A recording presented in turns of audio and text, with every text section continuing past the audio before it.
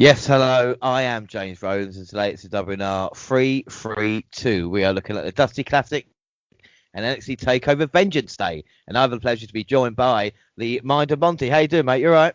Oh man, I'm doing fine, and I'm glad to be back here for another edition of the WNR podcast. Happy, I'm ready to get into it. How are Well, you? I'm fine, thank you very much. It's great to have you back on. And like I said, the last time you were here, it was for NXT New Year's Evil, and of course, a lot has happened then. So we're on the road to St. Valentine's Day, which is now Vengeance Day, and of course the Dusty Classic. So, like I said, we're going to get straight into it and hopefully give everybody who's listening the action that is needed for NXT. Basically, starting off now with the January 13th edition, and we ended with a video package about the Dusty Cup. We told that MSK versus Swerve and Atlas is also tonight. First and foremost, what are your thoughts about the Dusty Classic as a kind of concept and a competition in itself? I always had an appreciation for it. It's not, first of all, WWE as a company. I love tournaments. Like that's one of the things that drew me to New Japan, the G1 of the New Japan Cups. Hold on just a second. Excuse me. Sorry about that. Anyway, I love the New Japan Cups. I love tournament in wrestling. I love that concept. The King of the Ring historically in WWE. I love those. So the fact that we have a tag team tournament that they focused on, yearly now since I think 2015, 16. So it's I always get a good enjoyment out of these tournaments. But yeah, I was really excited about this one, and of course the history making women's one. So yeah, definitely excited about this. Well, the action starts off on the January 13th edition with Shotzi Blackheart versus Candice LeRae. Candice LeRae defeating Blackheart with a net breaker off the top. The way we celebrate as we see Finn Balor walk into the ring, and we see a black SUV pulling up with tag champs and Pete Dunne going to head outside. We see NXT champion in the ring. We get back from a break. And Finn gives us today's date, reminds us that he's still champ. One thing about Balor recently, I don't know if it's just me, I don't know if you notice it, but the Irish accent has become thicker than ever with Finn Balor right now. I agree 100%. He's definitely. I think he reminds me a lot of who he was, especially not only at the end of his run in New Japan, but just like that Fergal. He reminds me of like who he is, like that. Just so him. He definitely lost that. As especially when he went up on the main roster, and it's just a nice touch to this Prince character. It gives. I don't know what it is about it, but it really works with who he is as a character. It's believable. It's because that's actually part of him. So yeah, I like that touch too. Well, he puts over Kyle O'Reilly as great, but not on his level. He says there's an X on his chest for a reason. Whoever wants to take aim needs to do it. But the cloth from he's cut from, they've stopped making that. Again, great promo by Finn, but Dunne is out with the tag team champions. He says that he thinks Balor is a poster boy for European wrestling, but the only reason he's still got the belts because Pete hasn't taken it. They attack him, and just when it looks like it's going bad, the Undisputed Era are here, and Riley, Adam Cole, Roderick Strong clear out the ring as they trade verbal blows. Finn doesn't seem happy, but leaves without any further incident. We then get Grizzled Young Veterans versus Everrise, and of course Zach Gibson promos his way to the ring. They debuted in the Dusty Cup last year and went to the finals. So they have bad news for anyone hoping for an upset tonight. They're soon to be recognised as this year's winner and the next challengers for the tag titles. Great promo by Zach Gibson, without any doubt. Why did you pick Grizzled Young Veterans? Of course, your team are in action right now against Everrise. Why did you pick them for this year's Dusty Cup? A lot of that had to do with how impressed with them I was from last year's Dusty Cup. I have to admit they impressed me, and I just liked them as a team. Grizzled is a perfect word to describe them. They're really good. They work together really well. And it's not just gritty, like not just like their gritty style and just their wrestling style together. It's like the promos, from Gibson every time are usually on the money, in my opinion. It's just I really, really like them, and that's the reason why I was thinking at the time that they were perfect for the throne. Again, like you said, they were runner-ups, and it would have been nice. I'm gonna be honest with you. It's another thing I didn't really think about earlier, but the Dusty Cup, if you go through their history, has a thing with impromptu teams winning. And I really wanted the Grizzly Young Vets to be, since they were a team that I was familiar with, to be an actual tag team that won this tournament. So that would win into my lineup. Yeah, what about you? I think that's right. I think with mine, it's like kind of the oddball tag team mix. If I maybe known who MSK were or, looked into it maybe a little bit, but I thought with my oddball pairing of kind of Dane and, like I said, Maverick, you never know with the Dusty Classic. They do throw up some surprises. Exactly. We'll see how my team gets on in a bit, but your team, General Manager William Regal welcomes the teams and us to the tournament. Martell's ready to Drake. Forearm blast Gibson for the apron, clothesline and a tag, but Gibson breaks up the tandem follow-up. They connect with a next attempt, but Zach breaks up the pin. Things break down with all four involved. Ticket to Mayhem and Martel comes after Parker catches an elbow to the head, and Grizzled Young Veterans defeat Everrise via pinfall to advance to round 2 of the Dusty Cup. It was a strong start for your pick. We then yes, and I was not surprised at all. They were fighting Everrise, so I wasn't that surprised. But yeah, it was great, great debut. Yeah, there'll be tougher matches ahead. We get a video recap of the last women's standard match from New Year's Eve, narrated by the winner Raquel Gonzalez. She says very Ripley is just like 2020, a bad memory you're trying to forget, and she's looking for the NXT Women's Champion here, Shy. And there's a baddest bitch in town. Her name is Raquel Gonzalez. This is about building a badass. When I saw this, was unbelievable.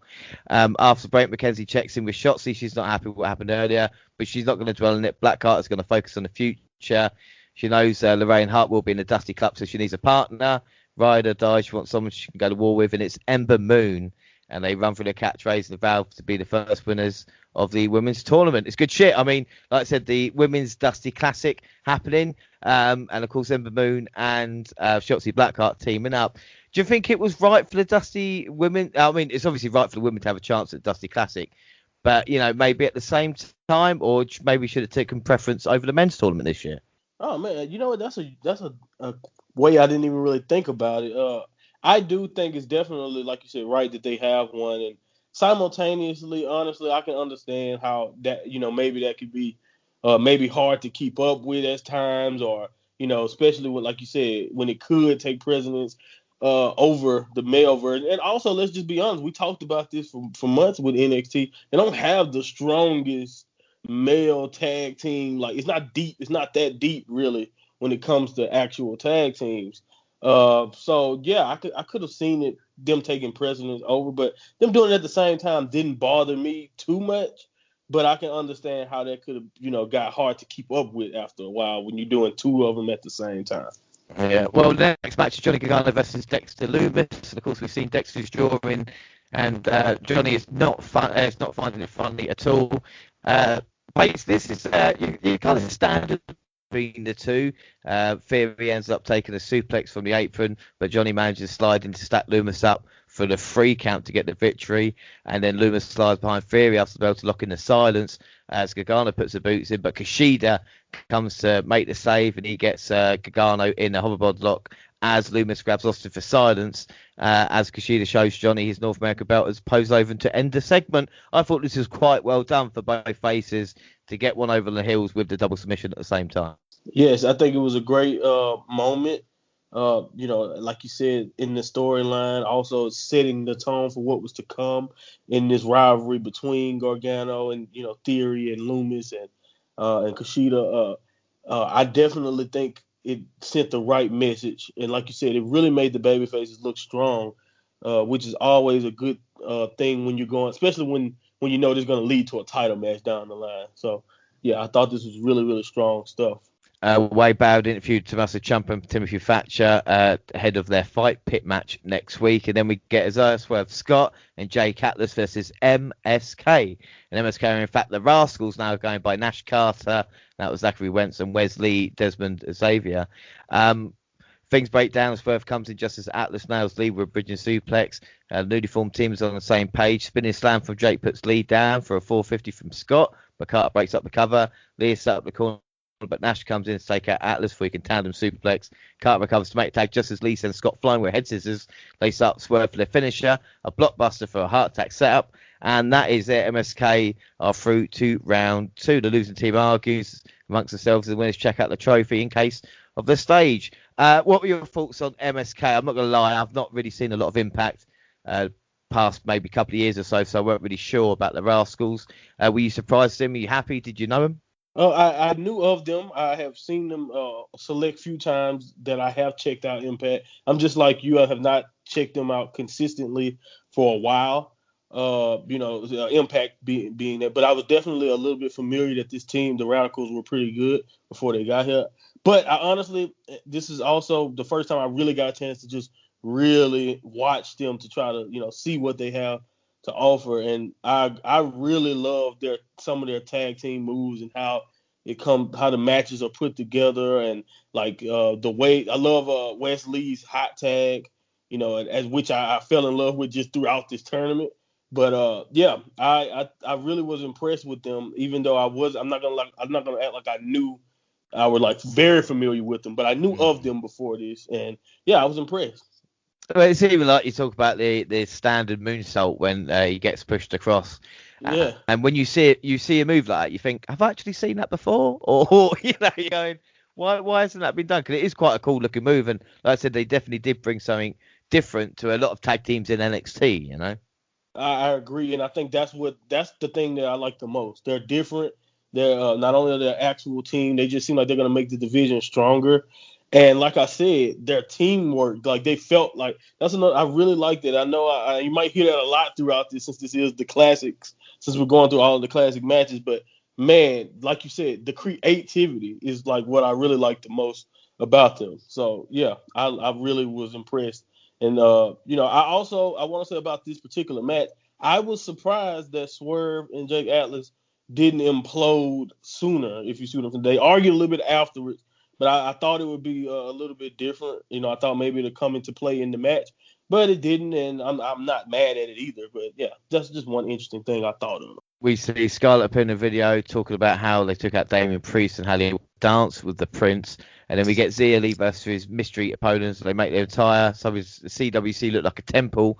So zoom on the mystery label doing Zia's entrance. No time to get opponent's name, and it is over and done with before anything get done. We'll get on to Zia Lee in a little bit. We then see Cantanzaro and Carter wearing matching neon mesh tops and cut the promo how they're going to shock the world, come the first ever women's Dusty Cup. Then we see the main event is making their way to the ring, was taking another break. We see Swerve and Atlas being separate. Bronson Reed got them apart. Scott was upset. Reed took Jake's side. And then we learn that next week, the first women's Dusty match. And we'll also have the Way in Kushida and Ruff and Imperium versus Lucha House Party. But our main event is Breezango versus the Undisputed Era. And O'Reilly's out with Cole and Strong when the announcer's worried he's here to a jaw injury without being cleared. And Cole and Breeze prove to be even in match. There's some great action. Flurry signature moves, everyone's down. The tag team champions are done running. Riley cuts them off. The members get to them, get ready to boot Cole Jaw first in the scaffolding. Balor runs in, but when he deals with Lorcan and the Birch Bruiseweight slams, Kyle O'Reilly Jaw first into the fence.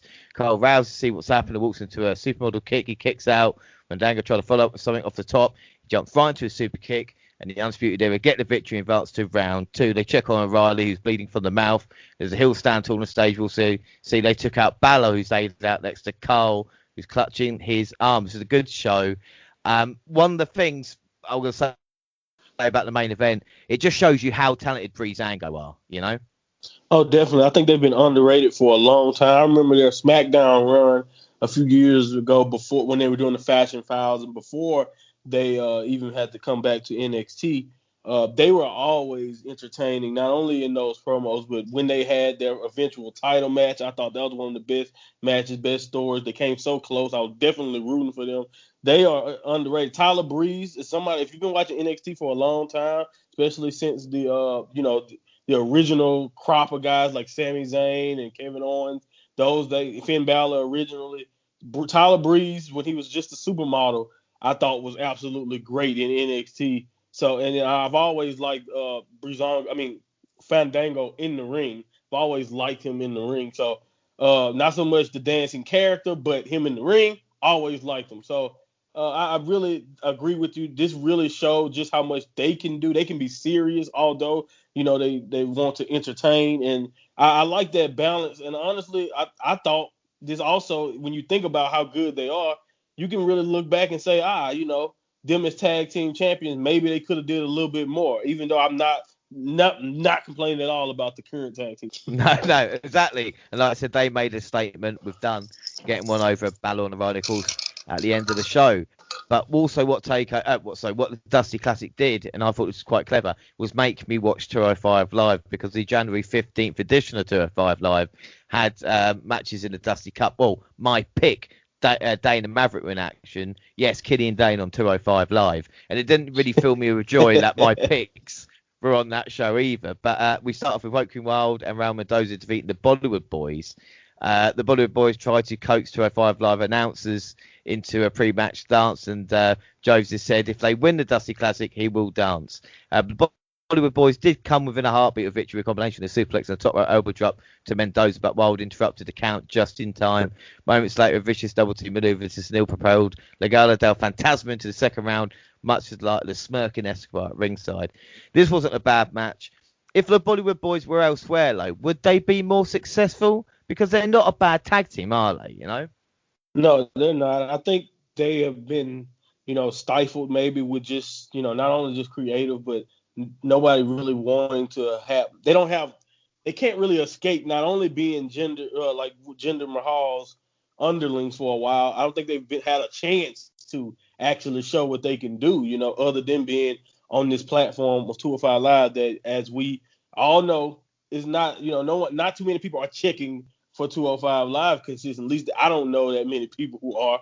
So I think they definitely are entertaining. And I think, like you said, if they were with other organizations, who knows, man, it could be all over another television program. I think it's plenty of guys like that, honestly, on WWE's roster who maybe if you give them direction somewhere else and actually a chance, you actually could see a lot of special things from them. But I always thought the Bollywood Boys were entertaining. I will say that.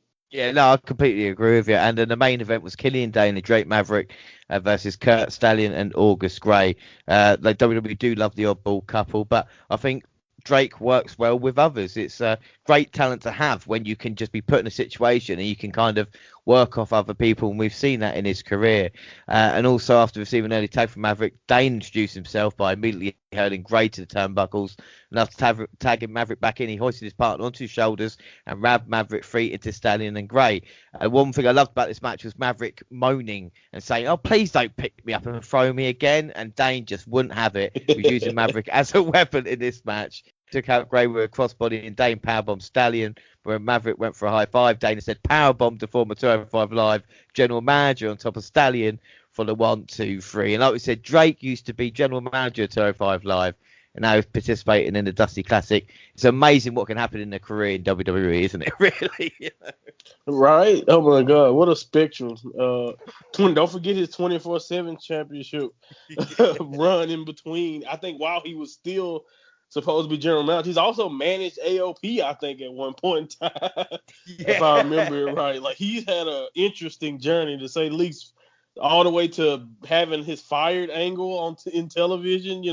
It's like him being fired, being played on television. Like, oh my goodness, it's insane where we've come with Drake Maverick, just in such a not that long a time either, by the way. But I agree. I'll tell you one thing about Maverick and Dane that I really like.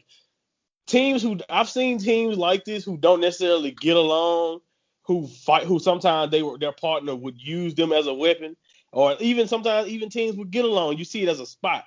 They're one of the teams that I see do that multiple times a match. It's always entertaining, where it's almost like Kane is beating up 3 people instead of working with his partner. You know what I mean? Like, yeah, I'd love that touch to their matches. Like I said, it was a really good match. And then we move on to the January 20th edition of NXT.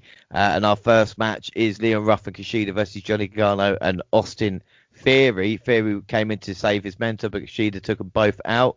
And after the dive, he rolls Johnny in but misses the kick. Gargano answers with a super kick, but his follow-up is countered into an armbar. Theory with the save yet again. Johnny Kushida trade strikes and Gargano makes for his corner. Double team gets 2 on Kushida.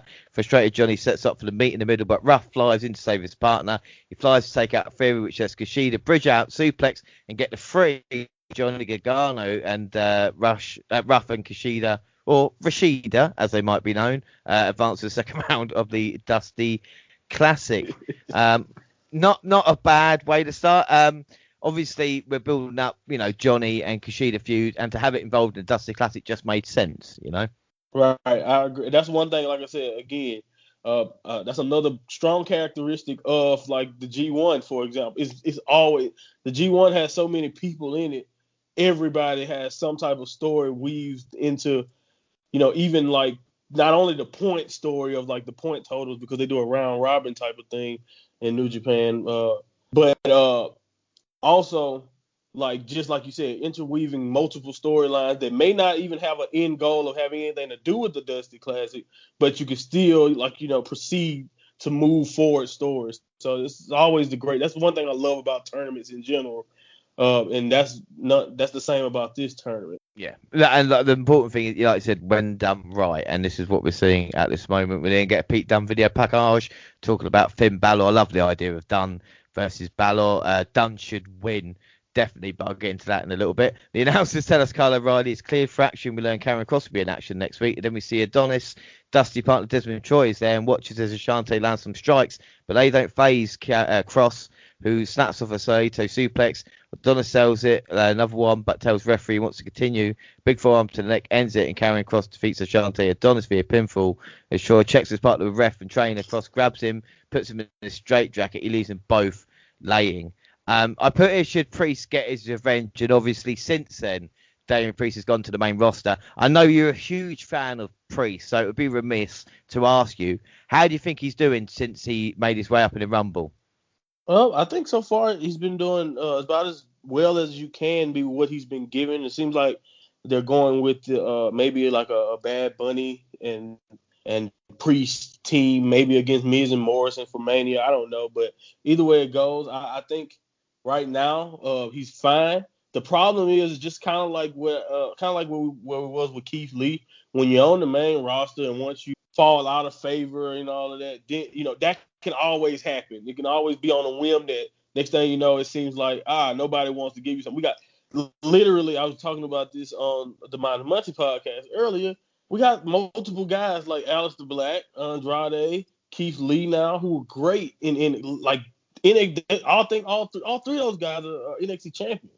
And they have all seem to be out of favor with creative on the main roster and not getting much of anything to do right now. So that's always a fear in the back of my mind with Priest. But I think Priest is a star, and I think they got to be out of their mind to not see that. But they've been out of their mind on a couple of people that I think, plenty of people I think could have been stars. So it's always the luck of the draw on the main roster. So I hope everything continues to go fine. But as of right now, he's okay. Yeah, no, I completely agree with it. And just to talk about that just a little bit, I found out something the other day that I couldn't believe. And obviously, Bo Dallas is still employed with the WWE. He's only 30 years old. So there's so much more. He's only 30. And another champion, right? Another NXT champion who was champion at 24, if I remember. So just think about that. Think about what he's been able to do just in the 6 years since being champion at 24. Like he's done almost to nothing since they have nothing for him. And it's sad, honestly, when you hear about him just coming to work every week and them literally just having nothing for him to do. They keep him under contract. It's just, I don't understand it. It's like I said earlier, so much talent that could be used for other things. Even if he was just like an underling for the Firefly Funhouse for his brother or something, anything could work out like better than just having the body backstage. Come on, man. It's crazy. Yeah. Exactly, and it's hard to understand sometimes. But anyway, back to the next team. We see MSK video package doing Nash Carter doing Borat impressions to throw off other teams, and then Moon puts them over as one of the most innovative teams in the world. And you see the snippets of their Fallout video from last week. They failed to win the cup, and then Mercedes Martinez and Tony Storm get a quick promo. Say it doesn't matter that they're not friends because they're going to win the Dusty Classic. And up next is Imperium versus Lucha House Party. And after Lucha House Party tag, they snap off a nifty top rope drop kick, sunset flip for another near fall. Things break down, and I can't keep track of everything that's going on, but the end comes off the metallic flies to take out Icon on the floor, and a shooting star press from Dorado and Barthel ends it. Lucha House Party defeat Imperium to advance to the second round of the Classic. Alexander Wolf shows up on the stage afterwards, and Icon and Barthel snap to attention. This was an upset, wasn't it? Definitely an upset. I was not expecting that. although as someone who really enjoys, for the most part, at first it was Grand Metalik, but Lindsay is also growing on me the last few times I had a chance to see them. That's one thing also, the Dusty Classic got teams, or people like that that may have something who don't usually get a chance, like Lucha House Party, get a chance to show what they can do in the ring in a elevated type of match with time to show you everything they have to offer. And I was definitely impressed. Shocked, of course, would be the word, because I thought Imperium would take the win. But yeah, I was definitely impressed with what Lucha House Party brought to the table. I always like what Grand Metalik can do. He wows me. But like I said, Lindsay was also impressive. So Lucha House Party, in my opinion, really put on a good show, representing what they can do also. We see official fight pit running from earlier, and after break, Mr. Regal introduces Beth Phoenix. She lists off the many big name women who's come through NXT, and all pictures are highlighted on the CWC screens. That was really, really nice. The teams are standing around with the trophy on the stage, and the first competitors push through the others for a stare down at the trophy. And then we get Toni Storm, Mercedes Martinez versus Katie Zarvo and Kaden Carter. Toni with a slam into a single leg crab as both partners get to their corners. She yanked off the apron. It's Io Shirai. She pays her back by smashing off the announce desk. Carter puts Storm down, and Casey flies off the top with a corkscrew 450 swanton thing. That's pretty amazing to get the victory. I mean, I say corkscrew 450. I think she was maybe trying a 630, and it was just one of those things where it looked awesome. And again, it was another upset, but it's a good thing, isn't it? Oh, yeah, it's definitely a good thing, especially because I believe, again, and I'm always going to root for teams that are trying to be legit teams. And I think at this point, we know Kaden and Casey are a legit, tandem. And I really like the fact that they got this win. It also elevated them. They beat, Toni Storm and, Mercedes Martinez, officially. So that's still an impressive victory, no matter how it happened. Although I will say I was not surprised that Io made her presence felt. I thought that was one of the things that I knew was going to happen from this match. And I agree. The 630 thing is always impressive, but I have to say sometimes her rotation just scares the hell out of me. Sometimes I really be happy when she lands it and everybody seems okay, because wow, like the rotation is sick. Like you said, it looks very, very good. But man, is it terrifying if that, if she rotates a little bit too far, or if she lands in the head to neck area, like, man, it could be scary sometimes. But when it's great, when it works, oh man, it's great to see. About that, well, we see the NXT champion walking into Mr. Regal's office. He wants Pete done, but Mr. Regal says he understands that, but Balor needs a partner because he can take the tag team champions up first. Balor says he doesn't have friends, but he bet he can find a guy who plays air guitar to help him out. And then we see Isaiah serve squat, if I can say it right, say something to Bronson Reed, and he heads to the ring after the break. And then Mackenzie tells us Ashante Adonis might be able to compete in this Dusty Classic match on 205 Live Friday. And then we see Carter and Cesaro running, celebrating. They're going to win it all. Bronson Reed versus Tyler Rust. Bronson Reed defeats Rust pretty easily, and Bivens is clearly still perplexed by his client's matchmaking. And then Mitchell tells Finn Mr. Regal booked his match with a partner for the Tag Team Champions next week. We'll then see Cruiserweight Champion Santos Escobar on stage, where Mike Ray brags about he's beaten all the challengers, and he puts over Legado del Fantasma to win the Dusty Classic. We see Lucha House Party interrupt, and they're facing off. And then Kurt Stallion runs into even the odds to stand tall. And then Killian Dane and Drake Maverick talk about their win on 205 Live. We learn that their match with MSK is next week. What could go wrong? And then we get the big fight pit intros. We go into a break. And then when we're back, this was a crazy match. And the bit where the referee's knocked on all fours and Ciampa uses that to set up Willow's bell was just genius. So they begin trading shots, slugging it out. Ciampa drives Thatcher's head into the steel with DDT as the fairy tale ending. He then applies a rear naked choke, but Thatcher gets to his feet and breaks it, doing Ciampa into the cage. Thatcher traps Ciampa in the cage corner with his leg, then twists it into another, and the cage assists his stretched muffler to get the submission. Afterwards, the two men sat opposite each other without saying anything. Thoughts? What were your thoughts on this match? Because the fight pit just delivered again. I agree. I think Thatcher should be in every fight pit they ever do. he just fits it so well because he can be so brutal. And of course, if Matt Riddle and him would have a great match in my opinion in that environment, I knew for a fact that Ciampa with his also physical and brutal style would work perfectly. And I think they both did a great job of not only being the right amount of just heartless and brutal because it fits both of their characters. They also just looked very, very tough. And like I just, again, I think this match was not only perfect for these two guys, but it was just a great fight altogether. It's called a fight pit, and this match was not. It didn't feel like a regular match. It felt like a fight. Two guys clawing and fighting, and that's exactly the vibes you want to have in the fight pit scenario. And I love Thatcher, and I think he's impressed almost in everything he's done. Program wise, Timothy Thatcher has been impressive. Yeah, I kind of want to see him in the fight pit every week. I think if he performs like that, how brutal it would be. Agreed. I did think Ciampa with hair looked a bit like Kurt Angle when he had his TNA run when he started growing it out, which is not an issue.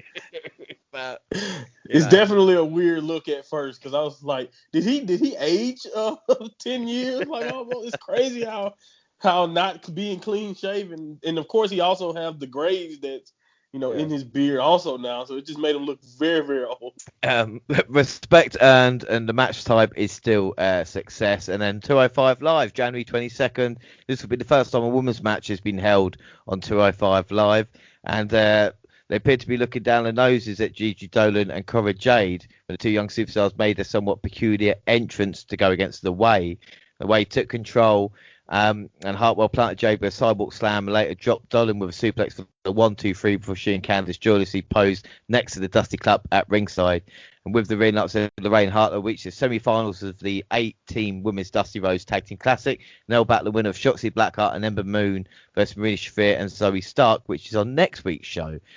This was Jade looked good in this match and gave Hartwell a chance to shine and get the pin. And of course, there'll be bigger matches ahead. This was quite good. And then the unlikely tag team partners, and there's some unlikely tag team partners, and then some unfathomable combinations of Tommaso Ciampa and Timothy Thatcher, who joined forces just 48 hours after nearly telling each other apart in the fight pit. They subbed into the Dusty Road Tag Team Classic in place of Troy and Adonis, and they took on Nice and Davari. And surprisingly enough, they managed to get the victory through Willow's Bell on Nice. Ciampa and Thatcher shared an uneasy stare down after the bell and in the ring during the walk down. But the United Tandem is nevertheless primed for a second round match. Thoughts? What were your thoughts on this? 48 hours after the fight pit, we talked about oddball combinations. Were you surprised that NXT did this? I think for me, I was pleasantly surprised, if you know what I mean. I agree. I was definitely surprised. And yes, I was pleasantly surprised because I just like I mentioned how well they both fit in the fight pit. That's how well as a team they work philosophy wise. And just like I said, that brutality and that just being a tough bastard, like they both represent that to the fullest, if you know what I mean. So I think them working together is perfect. They don't necessarily have to like each other too. I think that makes it even more, it fit more of their style because you shouldn't, after what Ciampa did, one of the most iconic, backstabs in wrestling history. No one should ever trust him in a team. So I don't want them to be friendly. You know what I mean? I thought it worked perfect. But also what I liked about it is the fact that you didn't have to kind of go through a couple of promos of them going, do you know what? I respect you, and actually I'm going to team up with you. Because in the end, during the matches, it's just little looks, like little grunts and little, yeah, I'm all right, and that's the little things that they do. It's just brilliant. Right. And then also it worked well. It put the match over well. I'm sorry. It put the match over again also because like that match was so good. You can be like, they earned their respect. You don't even have to they don't even have to say it. Yeah, it's just like, and fine. I was going to say quickly, Tony Nese, right? Tony Nese looks incredible. I used to call him Absent because of obviously his look. Give him a manager, give him a good manager. If that fails, then there you go. But you have to take a chance because the way he just looks, like he tried the Cruiserweight Championship, obviously, maybe not strong, but a manager, and I just feel there's something there for him, I agree. I think he's one of those guys from the original 205 Live Rush that was kind of like Ali or a Cedric. I considered him to be just as valuable as even Gulak. I considered all these guys to be valuable in their own way. I know TJP was also one of the guys that they were trying to get over also on television at a point in time. And I always kind of took a liking to Tony Nese. I thought there was something for him because I agree he looks like a star. I think if you, like you said, put him with the right mouthpiece, maybe, and you can definitely make a great heel champion out of him, cruiserweight or, even North American if they want to switch him to the NXT full time, or maybe even, you never know. He has, like you said, something, but again, so far everything hasn't clicked the way it should. But I agree with it. He has the potential to be really, really great, and I don't know if they're wasting it or if they're running out of time with it, but he definitely has everything else other than whatever that little something that makes you, one of the best in the world. Yeah, I completely agree. And we move on to January 27th edition of NXT. And we start off with my picks in action. Killian Dane and Drake Maverick versus MSK Bollocks. Credit to my team. Credit. They didn't start too bad. Then Carter came in hard. Distracted, stopping Dane from coming in. Nash takes out both of them with drop kicks and tags in Lee, who shoves him mid-standing moonsault onto Drake. Dane breaks up the pin but gets sent to the outside. Lee flies across the ring to hit a blockbuster from Maverick. Then Carter covers him for free. MSK Drake Maverick and Dane via pinfall to advance to the semi-finals of the Dusty Classic. I would argue Maverick has loads of charisma and personality compared to most people on the roster. This was a good match. For my team got knocked out. as soon as Maverick was isolated, I said, "Oh man, James's pick is in trouble." I knew it. You're in trouble. He's in trouble. I knew it. Like, oh man, but I agree. Maverick is so great at not only just like you said his natural charisma and all of that, but he makes you root for him, even when you know it's looking bleak for him or his whatever team he's on or whatever he has going. He has a chance because not only is it because of like the sympathy you feel for him because he's smaller or whatever, he does a really good job of firing you up and thinking, okay, Maverick can pull this off even when he was isolated. But in the back of my mind, I knew it was over. Yeah, no, I knew that as well, unfortunately. But hey, wasn't too bad. And then up next, Raquel Gonzalez and Dakota Kai versus Aliyah and Jessie Kamea. Stone is in the ring with his clients. Kai enters first, so Gonzalez gets a bit of the spotlight. After a bit more action, Raquel back in. She beats down Aliyah. Kai runs in for the running boot, but she can't get through. The assault continues into an assisted stomp, but Aliyah won't stay down. She eventually gets a DDT on Kai, but both women gets tags. Kamea then gets in, gets booted and chokeslammed by Gonzalez, who pinned them to advance to the semi-finals of the Dusty Classic. Kamea didn't embarrass herself, but Gonzalez is a complete monster, isn't she? Oh man, this was the Raquel show. She absolutely dominated both of those ladies, and I agree. I really was impressed with some of the things I got to see from Jessie Kamea in the short time that this happened. I do want to say this though. I have no idea what is Aliyah always just seem to be just worthless almost like when she doesn't. I've never really seen her get I've never seen her get the positive end of anything. Like as long as I've been watching, at least for a while now, I've never seen her do much of anything other than get beat and I don't know. It's either way it goes. This was definitely more so about Raquel Gonzalez and just showing you that she is absolutely unstoppable when she wants to be. I completely agree. One thing about Aliyah, if anybody has got the network and they're listening, I think Breaking Ground is a series, one of the very first kind of reality shows they did on the network about the development on NXT at the time. And Aliyah was a part of it, kind of building through. And one of the jokes that I've made for many years is her name was Nymph. And I always thought Nymph as a name was just fantastic. Why Nymph? I think you could have just carried it on. Nymph, but instead you changed it to Aliyah. But like you said, I mean, that's what, nearly 5-6 years ago, and she's still finding herself in that position. Right. But again, it's been a long time. We never know. We never know. But of course, we'll see what happens with the Dusty Classic. We see the way saying they're going to win the entire Dusty Classic, and she's trying to ask Johnny Gargano if Kushida has earned a North American title shot thanks to his 2 wins over him. Gargano freaks out, and Austin Theory explains, we don't say Kushida's name anymore. We're not used to say it. And as Johnny is freaking out, Dexter Loomis is behind them. This is all kind of good stuff. Like I say, Johnny Gargano at this moment is just nailing it, and the way he's acting about Kushida now, it is genuinely funny. It actually is making me laugh. Definitely, I agree. He genuinely pops consistently especially since the way has been created. He's just absolutely been killing it. And you know how I am. I will admit, maybe it's a little New Japan bias. I'm a Kushida guy also. I love Kushida. And it's hard to root against Gargano when he's cracking you up consistently with his antics and the things he say and treating the interviewers like crap. It's just hilarious. It's just hilarious. It is brilliant. And then we get Tyler Rust versus some guy who ends up being Rios. And of course, Malcolm Bivens is picking his opponents now. And Tyler Rust gets the victory. Bivens takes a selfie of his client posing over his fallen foe. But one thing I thought, and I might be wrong, but I thought Tyler Rust looks like Aaron Paul lookalike. And I saw it. And then once you see it, you can't unsee it. And it's just, It's fair. I actually, you know what? I pulled up the photo as soon as you. and yeah, it's there, definitely. Wow. Okay.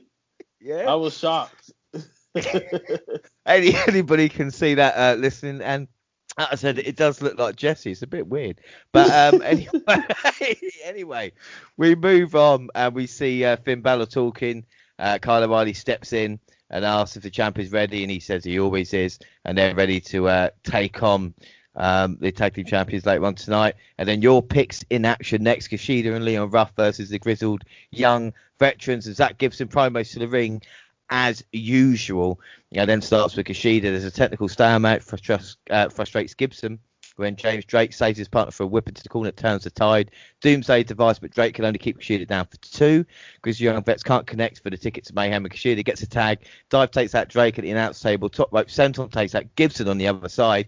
Drake recovers to save his partner from a top rope splash, however. Ticket to Mayhem, and the Grizzly Young Vets defeat Kushida and Leon Ruff to advance to the semi-finals of the Dusty Classic. This was a really good match. I do love Gibson promos as well. What are your thoughts on this? I agree 100%. Trust me, I was confident because I knew in my heart of hearts that the Grizzly Young Vets should be able to take care of this, kind of makeshift team between Kushida and Ruff. But I agree, they made it very, very interesting throughout the match. Kushida absolutely was tearing my pick apart. I was rooting for the Vets, but I was like, oh my goodness, Kushida. But they did a great job. Like you said, the Doomsday device, absolutely. I pop every time I see it.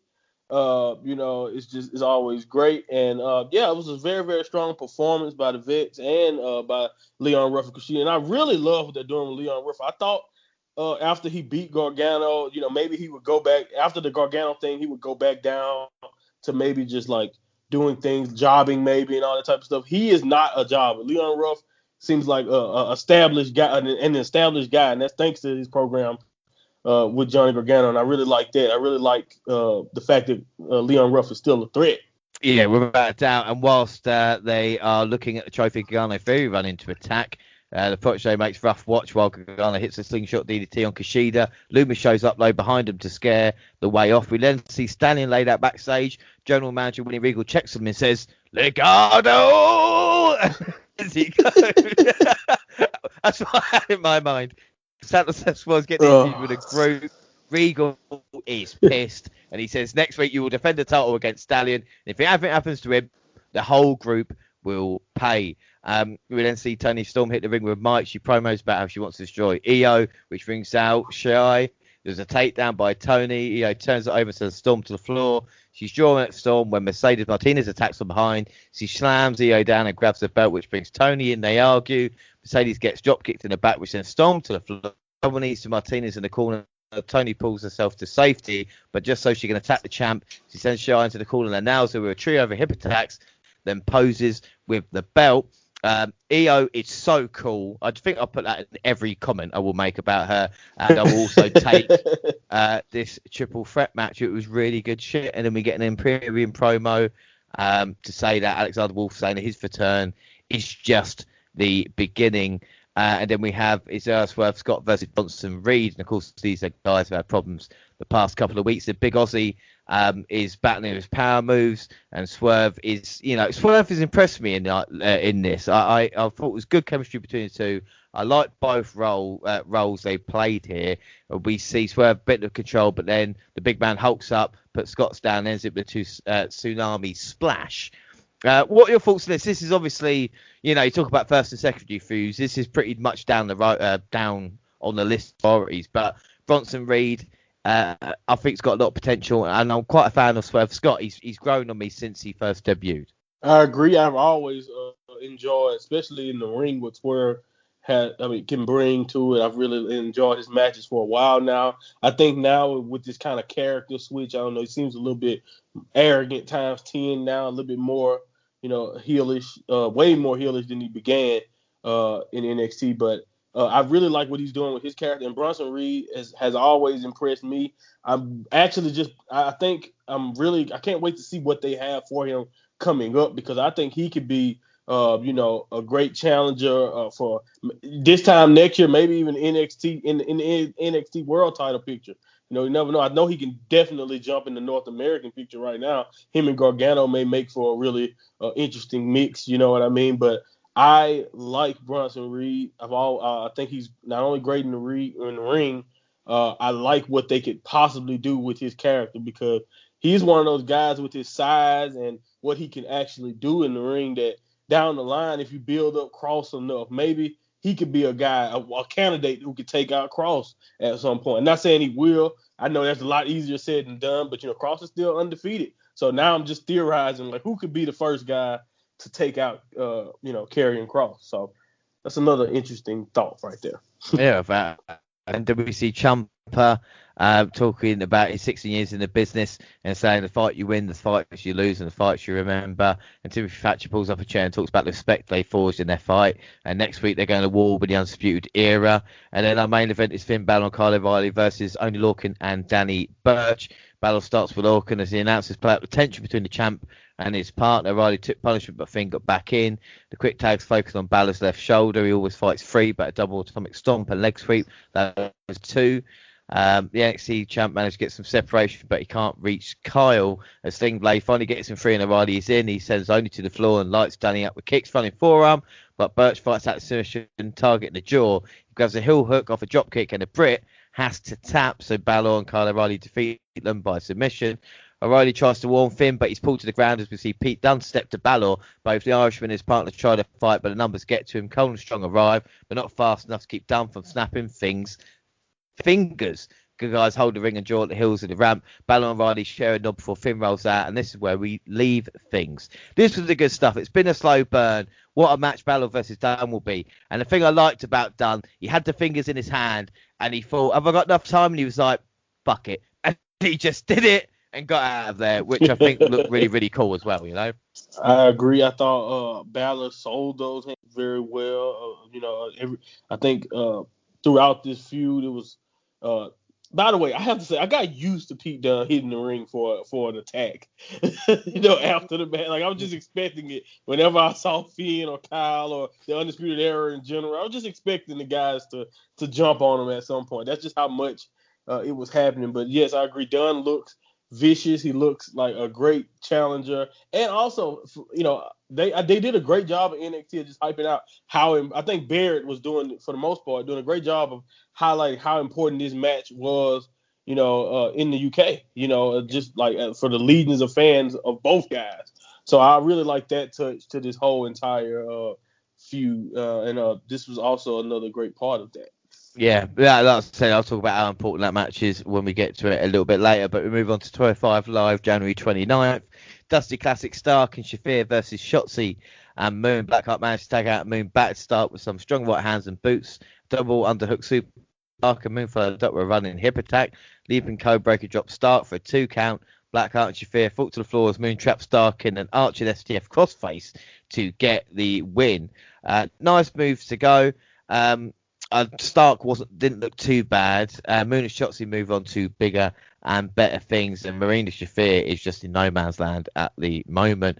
And then February 3rd edition of NXT, and of course Vic Joseph confirms the final will happen at NXT Takeover Vengeance Day. We see the opponents get the in-ring set promo round to continue the Cinderella story by winning tonight and winning the cup. And it's Kaden Carter and Casey Catanzaro versus Dakota Kai and Raquel Gonzalez. Dakota and Casey start. Kai is cocky, but she's quickly brought down to earth by Catanzaro's quickness. There is lots of great action here. Both women tag. Gonzalez drops Kaden into a Pele kick from Kai, but Casey breaks up the pin. Catanzaro helps low bridge Raquel, a kick that rocks her. Casey nails a top rope finisher, but Dakota barely breaks it up. Kai then takes that cut on the floor by wiping her out into the stairs, and Gonzalez ends it with a choke slam on Casey. And of course they are through. I like the teams. There was one double team move botch. It was a silly string-esque type move, but Casey's dive was awesome. The camera work was nice. 6:30 finish was botched, but it was still enjoyable, you know. I agree. Very enjoyable. I still enjoyed the match. Like you said, got a little bit sloppy at moments. It was definitely a frenzy towards towards the end of it. But definitely, again, you guys may hear this more throughout the show, but Raquel again was just unbelievably like leaps and bounds. And this is no shot. This doesn't mean Dakota Kai also didn't help, because they worked together well. Just all together, you know, Dakota Kai and Raquel Gonzalez have great tandem moves, but Raquel Gonzalez is obviously the one that they're focusing on, showing that at the end of the day, you may have the upper hand for a moment, but it's Gonzalez who's going to put you out of your misery, and there we go again. Yeah, and like you said, picking up another victory with the chokeslam, they're showing to everybody this is the kind of danger woman in the entire Dusty Cup Classic. We then see Joseph Beth Phoenix give way back a picture of Hacksaw Jim Duggan and American Pie to honour of his citizenship, which I thought was quite a nice touch. Tony Storm talk about a title match at TakeOver. She says EO's been untouchable for everyone because she beat her in the very first, the second ever Mae Young Classic, I'm going to say. I'm going to get a lot of complaints. We've actually covered it on the WNR podcast, so anybody can go back and listen to it, but I'm sure it's the second one. We see Johnny. Right. Yeah, it's the second one. Yeah, it's the second one, yeah. Kyrie was the first, right? Yes, she beat the first. She beat Baszler in the final, and like I said, Storm and EO. So there you go, everybody. We see Gargano giving Austin Theory a pep talk on the way to the ring, and then we see Edge talking to General Manager William Regal backstage. And what I really liked about this was Edge was looking at the brass knuckles, which Regal had put on display. And Regal used those brass knuckles on Edge to win the Intercontinental title at the Royal Rumble in 2002, which was 19 years ago. And I just thought it was such a lovely little touch. Definitely a nice touch. Very obscure, too, to maybe a lot of the younger fans out there who may not remember those days. But, yeah, it was nice touch. And like I said, having Edge there again also after he wins the Royal Rumble, man, how good does it just same way it felt when Charlotte came last year. It's such a great moment. It legitimizes what NXT is doing now, honestly, as a brand, you know. So just having Edge there was also a great thing altogether. But I really do like that moment. Yeah, I think we'll call back. Yeah, it was lovely, you know. And Austin Theory versus Leon Ruff was next. Speed versus power. Johnny moves in to get involved yet again. It allows Theory to recover. They collide, and Ruff ends up outside with Gargano. Candice Ray and Indy Hartwell run out to check Johnny, and their Dusty Classic semi-final opponents are out to attack them. Ruff feigns being punched by Gargano to get thrown out, and Leon follows up with a cutter from the top rope for 1-2. No. Theory with his foot on the ropes. He rallies, sends Ruff into the desk outside, and ATL to get the victory. Austin showing that he doesn't need the Garganos to get the job done. Yes, it was against Leon Ruff, but it was one of the victories, I think, for the first time. I thought, yeah, actually, he didn't really need them. He went for another ATL, but Dexter Loomis is there. He tries to silence. Fury escapes, but we see Loomis ripped out a lock of Austin's hair. Loomis and Fury have probably one of my favourite relationships at this moment in time. And, of course, we're going to go into more detail. But there's just something about it at this moment. We see Santos Escobar saying Kurt Stallion, Lucha House Party at the end is near. And then after the break, we get the origin story of Tian Sha. An honourable king once had a son and a younger daughter. The son was corrupted by greed and killed the father. The daughter, Mei Ying, fled into exile. She asked the dragon to teach her how to get vengeance, which he agreed in return for her soul. He taught her 4 things. To reclaim her throne. Once she realised she had to become what she feared and instilled fear into others. I'm watching this and going, what the fuck is this? Like, what? What a story time, right? You know? Like, wow. What the fuck were they smoking? Like, they really went for it. They went for it. It's a spirit lady. It's like, yeah, all right, yeah. Yeah, they really went for it. That's the only thing I got to say about that story. Is that they, they went there. There. Try explaining that to your friend who goes, "What are you watching right now?" Well, actually, see, exactly. He's gonna look at you, or they're gonna look at you like you're insane, or like, what the hell are you watching? Yeah. They definitely won't think of this as being the wrestling that you grew up on. Well, yeah, exactly. Yeah. Where's Macho Man? Well, actually, yeah, he's not. Yeah. Anyway, you know what though? Honestly, when you think about it, in WWE, that ain't really that far fetched. I think I've seen people get set. I've seen people get set on fire. We got the whole funeral home story with Kane and Undertaker sacrificing people. I don't know if the kids remember those days. WWE's weird like that sometimes. Yeah. So anyway, we try and move on. It's Lucha House Party versus Legado del Fantasma, and Mendoza starts with Metallic with a technical controls the action and brings his partner in for a head scissors takedown. It's not long before Dorado's in the wrong corner. Nifty springboard double DDT from the LDF member, but Lynch kicks out.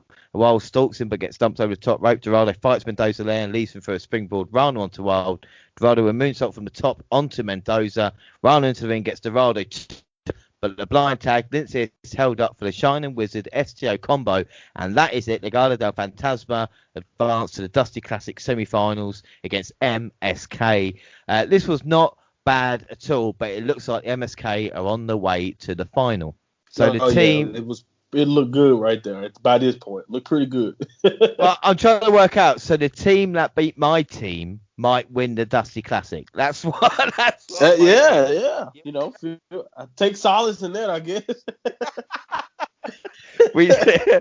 we see Wesley and Nash can't congratulate him, but next week they're the next Roadblock instead of their Rise. And then we see Pete Dunne, the tag champions, again arriving. They're headed to Finn Balor as we head to a break. We then see Timothy Thatcher and Tommaso Ciampa warming up for the last Dusty quarter final. Then Dunne hits the ring with Oney Lorcan and Danny Burch, of course, the Bruiserweight, says that he's told Balor to his face that he's not waiting anymore. I'm not waiting anymore. I'm not listening. Last week, we reminded him again and snapped his finger. Don't ask me to make it more clear. That triggers Finn's music. I apologise to anybody from Dudley listening or where Pete Dunne's from. The champ says Pete is done waiting for him and he looks like a clown. They look like they're going to step into it. But here comes Edge. And the Royal Rumble winner has a mic. And he tells the men in the ring that this is good. WWE often focuses on the E. But in NXT, the focus is on the second W. And when he watches the show as a fan, he's a passion inspired him to get his career back and win the Royal Rumble. He puts over both guys as the best in the business. And he'll be watching their match at TakeOver because he's never held that, and points to the belt on Finn's shoulder. And depending on the fight he sees at Vengeance Day, if he hasn't made his decision yet, the idea of going after that belt may be very intriguing. This was a great segment. Just give me the triple threat match. We talked about Edge appearing on NXT. What did you think of this promo between all three men? Oh, it was great, especially if you've listened to what Edge has had to say in certain interviews outside the ring, and how not only was guys like AJ Styles, who was one of his favorites, and what Daniel Bryan was able to accomplish, influence him to come back, but he also just talked about how NXT, how that style and what they do wrestling made him love wrestling again. I've heard it. He's literally been quoted as saying things like that. So it was very, very great to see him say something that not only was it true, it came off as very, very honest of Edge, you know what I mean, especially the focusing on the middle W part, the second W. So I really enjoyed it. I really do not still at this point, even now, because I don't think he's made a decision yet, do not think we will end up seeing him fight for the NXT title, but he definitely, I really love the segment, and I agree. I would love to see triple threat or one-on-one with either or, with Dunn or Finn. You know, I would love to see that down the line, maybe at the Takeover for Mania or at WrestleMania. I agree. It would be nice. Still not sure what he's gonna do, but yeah, it was definitely a strong promo. Yeah, well, one thing I was hoping whilst I was looking at it was going, right, Edge is the kind of past. You got Balor as a present, and let's hope Dunn can maybe be the future of the company as well. You know, like, I agree. But we see Johnny Gargano backstage. He's been informed that he's got to face Kushida at Takeover. He freaks out and storms into Regal's office, where Kushida answers the door. He tells Gargano he needs an appointment. The champ goes to leave, but then attacks. They brawl into a conference room where the GM and a few producers finally separate him. Again, it's unintentional comedy gold, because Johnny's just flipping out every time he sees Kushida. And Kushida's look of like, hello? You know? It's like, you know. Right. It's funny, though, because also Kushida looks at him. Kushida don't do not look like the most menacing person in the world. So it's not like he's making angry faces at him. He just looked like a normal guy. And like you said, Gargano was just flipping out, and poor announcer who was not McKenzie just was about to get fired, because I think that was what Gargano's original purpose was, to try to punish her for even mentioning Kushida's name. Like, just think about the insanity of that in itself. Like, it's just great stuff, though. All great stuff from Gargano. It is great. And then up Camille versus Tony Storm. Camille actually gets some offense, but it's not long for Mercedes Martinez. Strolls into the ring, goes right at Tony. Jesse tries to get involved, but Stone won't let her. Io Shirai rolls in and watches them beat the crap out of each other for a second, then hits a moonsault off the top onto both of them. So the match ends in a no contest, but Io is so cool. We get Kurt Stallion get the pre-tape promo to inform us that he won the number contender spot on the Fatal 5-Way on the 205th episode of 205 Live, which the WNR actually watched. So, yes, it matters. Escobar's been ditching him since, but he's got him cornered now. This is the biggest opportunity of his life, and he's got to make the most of it. And then Cameron Grimes is back next week. Yes, they can't possibly fuck up his gimmick. And then next is Kurt Stallion versus Santos Escobar. We see the championship intros. We see Stallion rally a short lift, but a third starts by evading the charge. German suplex, forearms and a dive, and Escobar is reeling. Back in the ring, tuck row splash gets two, another cover, but the champ kicks out. Kurt looks for DDT after stomping Escobar's toes, but gets thrown back first into the turnbuckle. Headbutt from Stallion, drop kick from the champ, Phantom Driver, and Legado del Fantasma's leader retains the Cruiserweight title. But one thing I thought is, yes, it's a good match, but does Kurt Stallion sound like a porn star? Oh, God. Yeah, you know what? Actually, yes. Or he sounds like someone that Matt Riddle would love to be around, and just to say his name repeatedly, something like that. Yeah, I agree.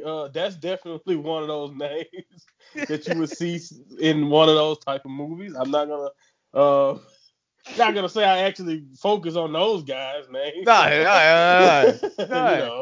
But I think his brother Randy will have a future in the business. Oh my God. Richard. What about Richard? Richard would probably do well also. But anyway, that's sad, because I actually enjoyed this match, and I'm trying to think back, and I did enjoy. I must say this: ever since I came on this show and I said Escobar was overrated, they have been just giving him great things to work with. So I don't know who's listening, but thank you. He's literally been entertaining the hell out of me ever since then. I don't know if he took it personally or whatever, but I love it. It always happens. But Karrion Kross fought down the ramp after the match, and he just wiped out Wilde and Mendoza, standing towards Escobar. And Scarlett joins the man in the ring when he leaves, saying that the time is no problem at all. Are they turning Kross face? I mean, I know we've seen a little bit of action. Is turn carrying crossface, or are they going a kind of thing of like he just doesn't care who you are? Yeah, I think it's more of the latter, more of the not caring who you are. And also, Santos definitely asked for this. He talked way too much, talking way above his neck, if you know what I mean. He was throwing unnecessary shots at Cross about being injured. It comes off a little bit as maybe he's turning babyface, but Cross is so brutal. Like his promo style is just it's such a monster like character. I just don't see it being a full babyface type of run. Or maybe this is how his babyface runs will be. He'll just beat up the people that deserve it, and people will root for him in a roundabout way. Honestly, with NXT, look at Dexter Loomis. Does that seem like a babyface? So what? I don't know. But this is the thing, and then we see Cross in the car park with Edge confronting him, and he tells him to consider his Rumble pick carefully because in the end it won't be Finn or Pete with the title. It'll be him holding the belt he never lost. Edge says those words sound threatening. The thing about threats is that they can be motivating. They just might motivate him to come back. He's not sure Cross would like that. That was good shit, because even if they do something in a match 2 or 3 years down the line, you can use that as the kind of starting point. And then the main event is Undisputed Era, Adam Cole and Roderick Strong versus Tommaso Ciampa and Timothy Thatcher, the former tag team champ start off. Ciampa with the early takedown. They trade holds and covers. Each man looks for the finisher and signature spots, but they know each other's too well to avoid the big blows. Each man nods in respect and back into the corner for a tag. I really, really like that. Then the super kick, high knee combo for the era, but Ciampa managed to kick out. Strong with a backbreaker, but Thatcher grabs Cole's leg to stop a last shot. They brawl outside. Strong runs in and drops Thatcher on the barricade. When Roddy goes to re-enter the ring, Willow's bell, and Tommaso Ciampa and Timothy Thatcher defeat the Undisputed Era to advance to the semi-finals. I mean, this was a great match, maybe a little bit surprised, but Ciampa won. It was thanks, though, to Thatcher making his sacrifice. What were your thoughts on this matchup?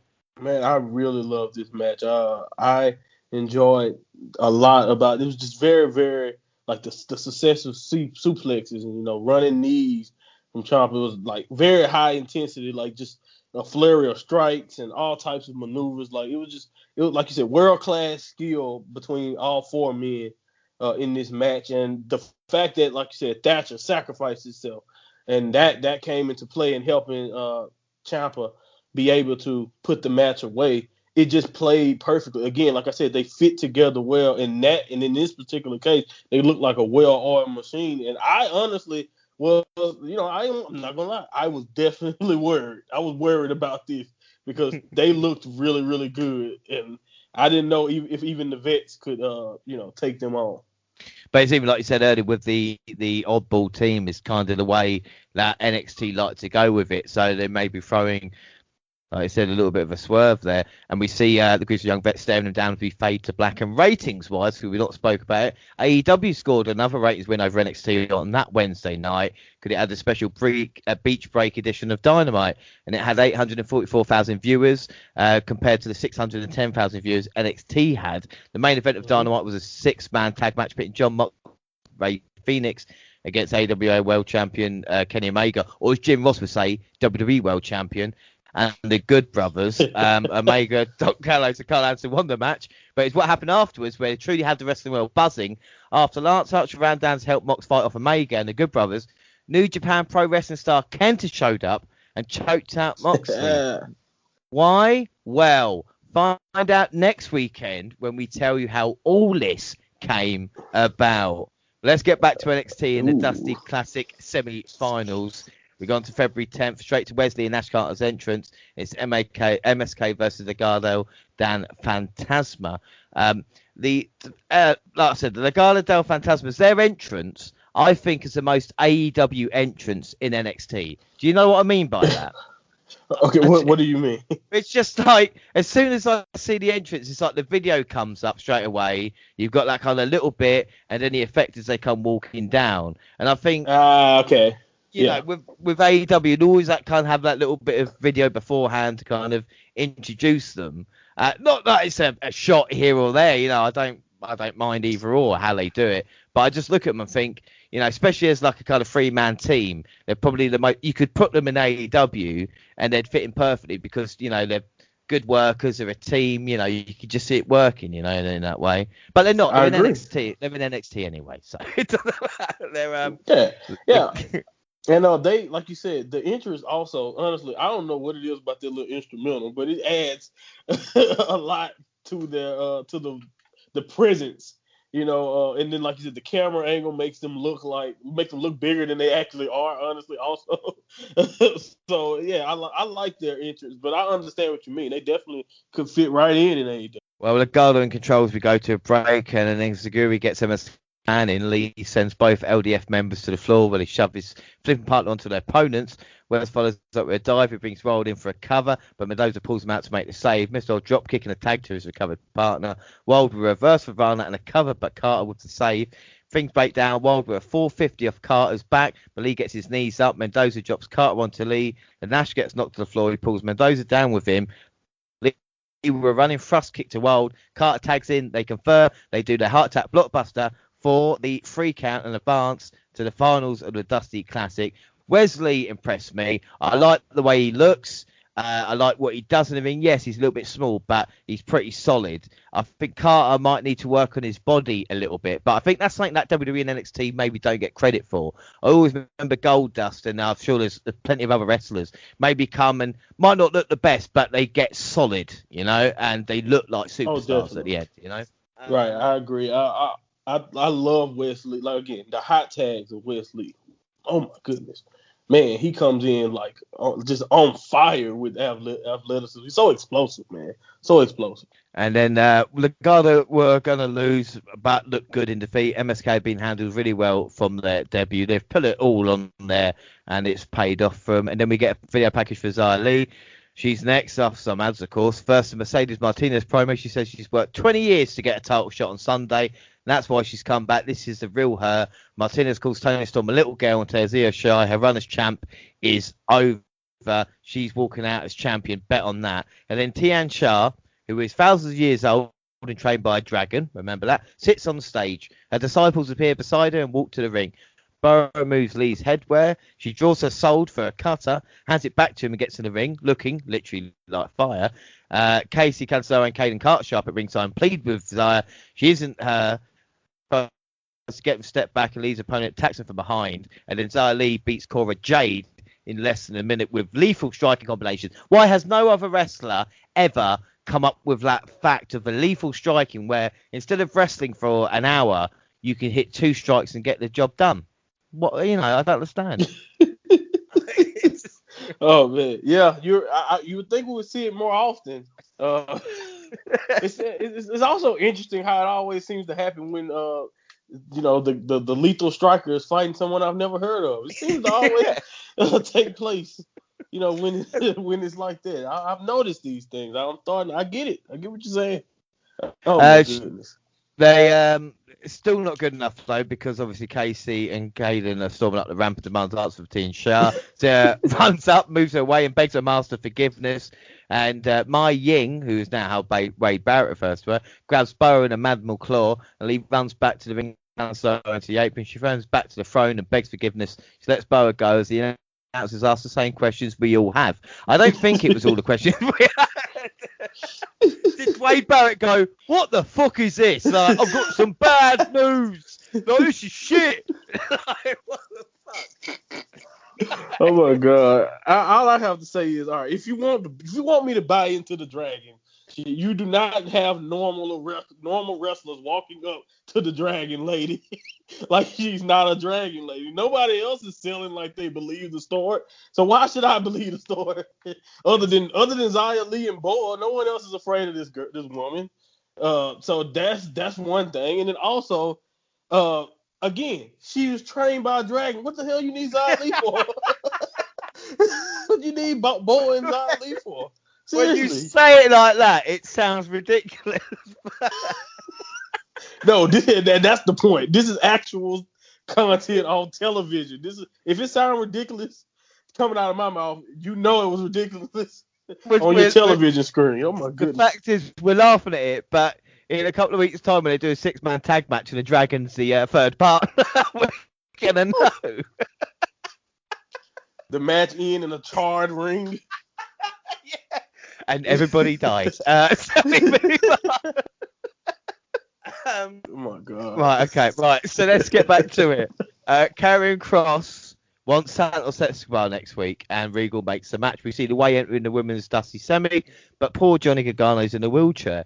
When we return, Austin Theory's lifting Gargano in the ring as Vic Joseph and Beth Phoenix argue about why he needs a wheelchair for a broken arm. Again, this is brilliant.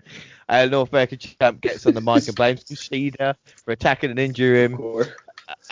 The arm is broken in 4 places and he's stuck in the wheels. This gets a Johnny wheelchair chant.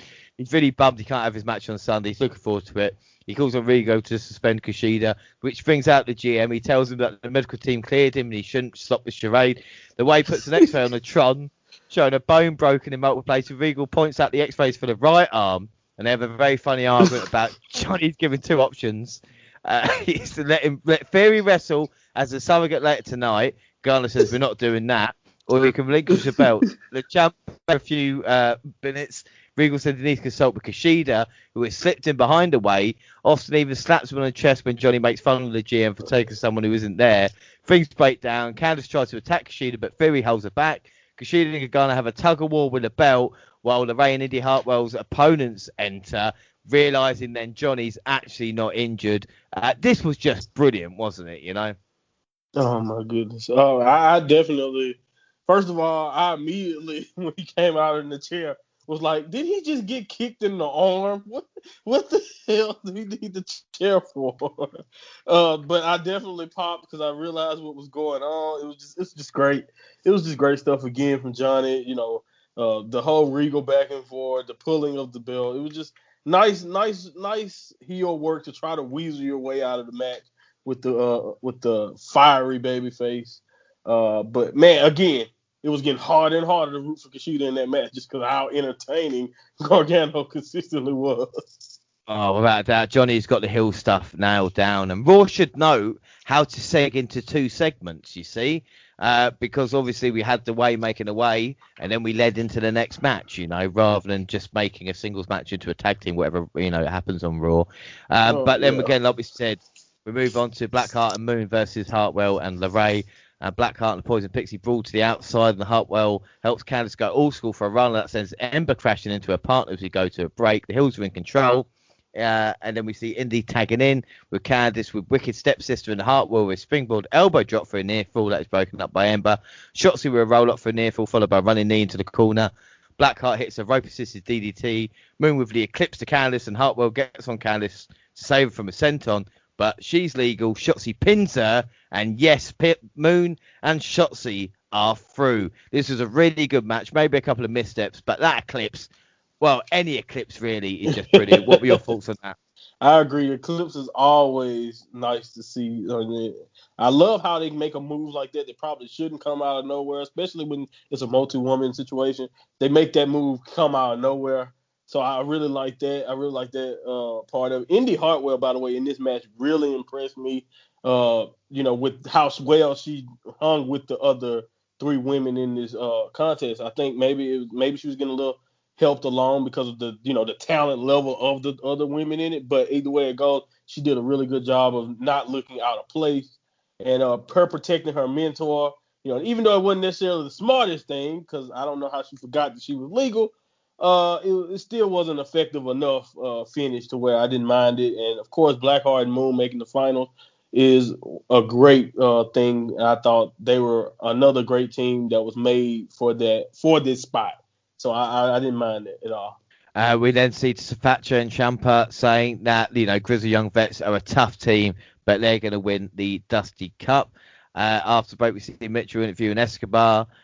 He says he isn't faced that he's going to face Karrion Kross, but he wants Wilder Mendoza to go out there and, basically take him out before their match next week. And then we see Finn Balor and Pete Dunne get video package. Each man reiterates their talking points leading to Sunday's title match. Finn's will be burning over a bridge, not a passing of a torch. Dunne says he's heard what Edge said about Balor, but all he sees is a geezer with a glass jaw. I'm so excited for this. This is how progress should be. You know, you talk about development.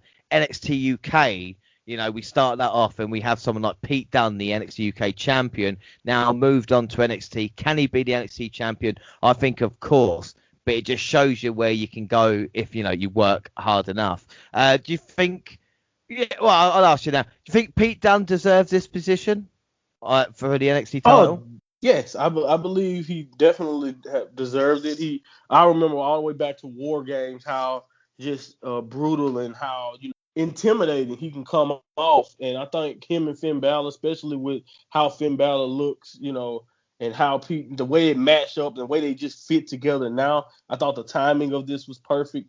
He definitely deserves it, especially along with McAfee. I don't know if they're called the brand or they're just together with the conglomerate. With McAfee out of the way, kind of, Pete Dunne is definitely the leader. And even though I love also how he has not too much to say, but everything he says, I believe he mean it. It's like to the like legit, like he's that guy. He's like a legit ass kicker, and I love that about him. That's why I think he's always a threat to the NXT champion, no matter who it is, but especially in this situation with Finn Balor. Yeah, I completely agree. We then get Austin Theory versus Kushida. No entries were right to the action. Garno's ringside out of his wheelchair, but still selling his broken arm. We see Austin rolling out and evade a move from the apron, then bulldozes Kushida up for a powerbomb, but Kushida grabs the ropes and transitions into an armbar on the apron, where Johnny nails him with the super kick. Gargano ditches this thing for the beatdown. He shows Kushida the belt and says, "You'll never get this." The champ directs Ferry to put Kushida in the ring so they can break his arm, but Ferry gets dragged under the ring. Johnny tries to save him, pulls out Dexter Loomis. Ferry back out to try and save him, but gets scared and runs into a hoverboard lock in the ring. Gargano runs around Loomis to try and make the save. Kushida gets him in the hold. Loomis grabs Ferry for the silence. Kushida poses with the belt as the segment ends. Again, they're building up Gargano and Kushida so well at this moment in time. And then we see Toni Storm get a video package saying that, of course, Io's accolades are important, but Mae Young winner, oh, wait, she isn't because I beat her. She says that she's got Io's number and she will be the champion because it will be Toni time. And just like Dunne versus Balor, Toni Storm is again a former NXT UK women's champion. And again, it's a progression, which again, I think just shows you that WWE are doing something right, I agree 100%. I always saw since the Mae Young Classic, I always saw a major star in Toni Storm. I knew she had the potential for it, and like you said, former NXT UK champion. She was really a great champion at that, and had great matches with Rhea Ripley and just all types of just things that have already established her, make her ready for this moment. And I think her and Io, even with the storytelling of the Mae Young Classic, I think is, like you said, it's a story there, and it worked really, really well. And Toni Storm, by the way, definitely has the potential to be a future NXT Women's Champion. She also has the potential to go to the main roster and do big things if she wants to, and if they, whenever they see fit to call her up. So, yeah, I've always enjoyed what Toni Storm does. Yeah, I think Toni Storm's an excellent talent. We then see Imperium getting a video and AT's Walter's arrival. We then see Woken Wild laid out under a ladder. High-heeled shoe walks by, and Karen Cross directs the camera to his face. He tells Escobar that if he wants something done, he should have done it himself. He might have backup next week. TikTok. And then the announcers are talking when we hear noise from outside. The producers switch to that. We see a Lamborghini pulling up. A boot steps out, and it's Cameron Grimes. He pulls out a wad of cash and gives them to the valets. He heads inside and hands out money to everyone he passes. In the ring, he explains that while he was out rehabbing after the MCL snatcher put him on the shelf, he started playing video games. Then he walked into a GameStop and decided to invest. The stock went parabolic, which went to the moon. Then he found out this was a thing called Dogecoin or Dogecoin. He invested in that. And now he's so rich, you can't tell him what to do. If Mr. Regal wants to try and make him wrestle zombies, he can kiss his grits. Lots of maniacal laughter. He throws money into the air and rolls around it. What were your thoughts on this? This is great. So now he's a country bumpkin millionaire. They're trying to portray him as, I think. But what were your thoughts? Yeah, if you thought he was going to be annoying or if you thought he was obnoxious before, making him rich is going to make it even worse. Man, Kiss My Grits is absolutely hilarious. I'm from southern United States, so I've heard that phrasing used in the past. It's funny to see it on television. I popped for this, man. The whole stock market thing and the dog coin. It's just it was nice references because a lot of people thought they were rich and called themselves rich because of what has happened recently with the stock market a few weeks back or whatever.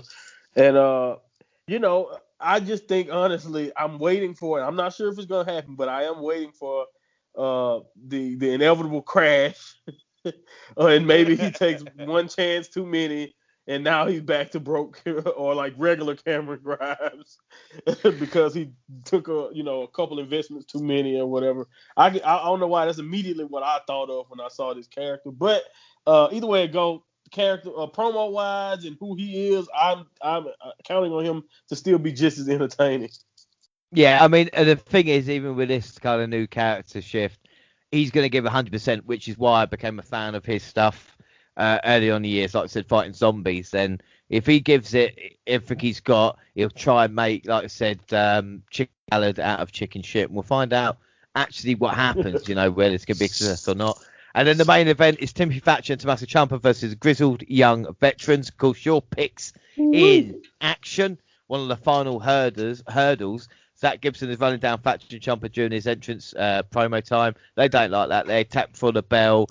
Ciampa sends James Drake over the barricade and Thatcher throws Gibson into the ring. The referee calls for the bell.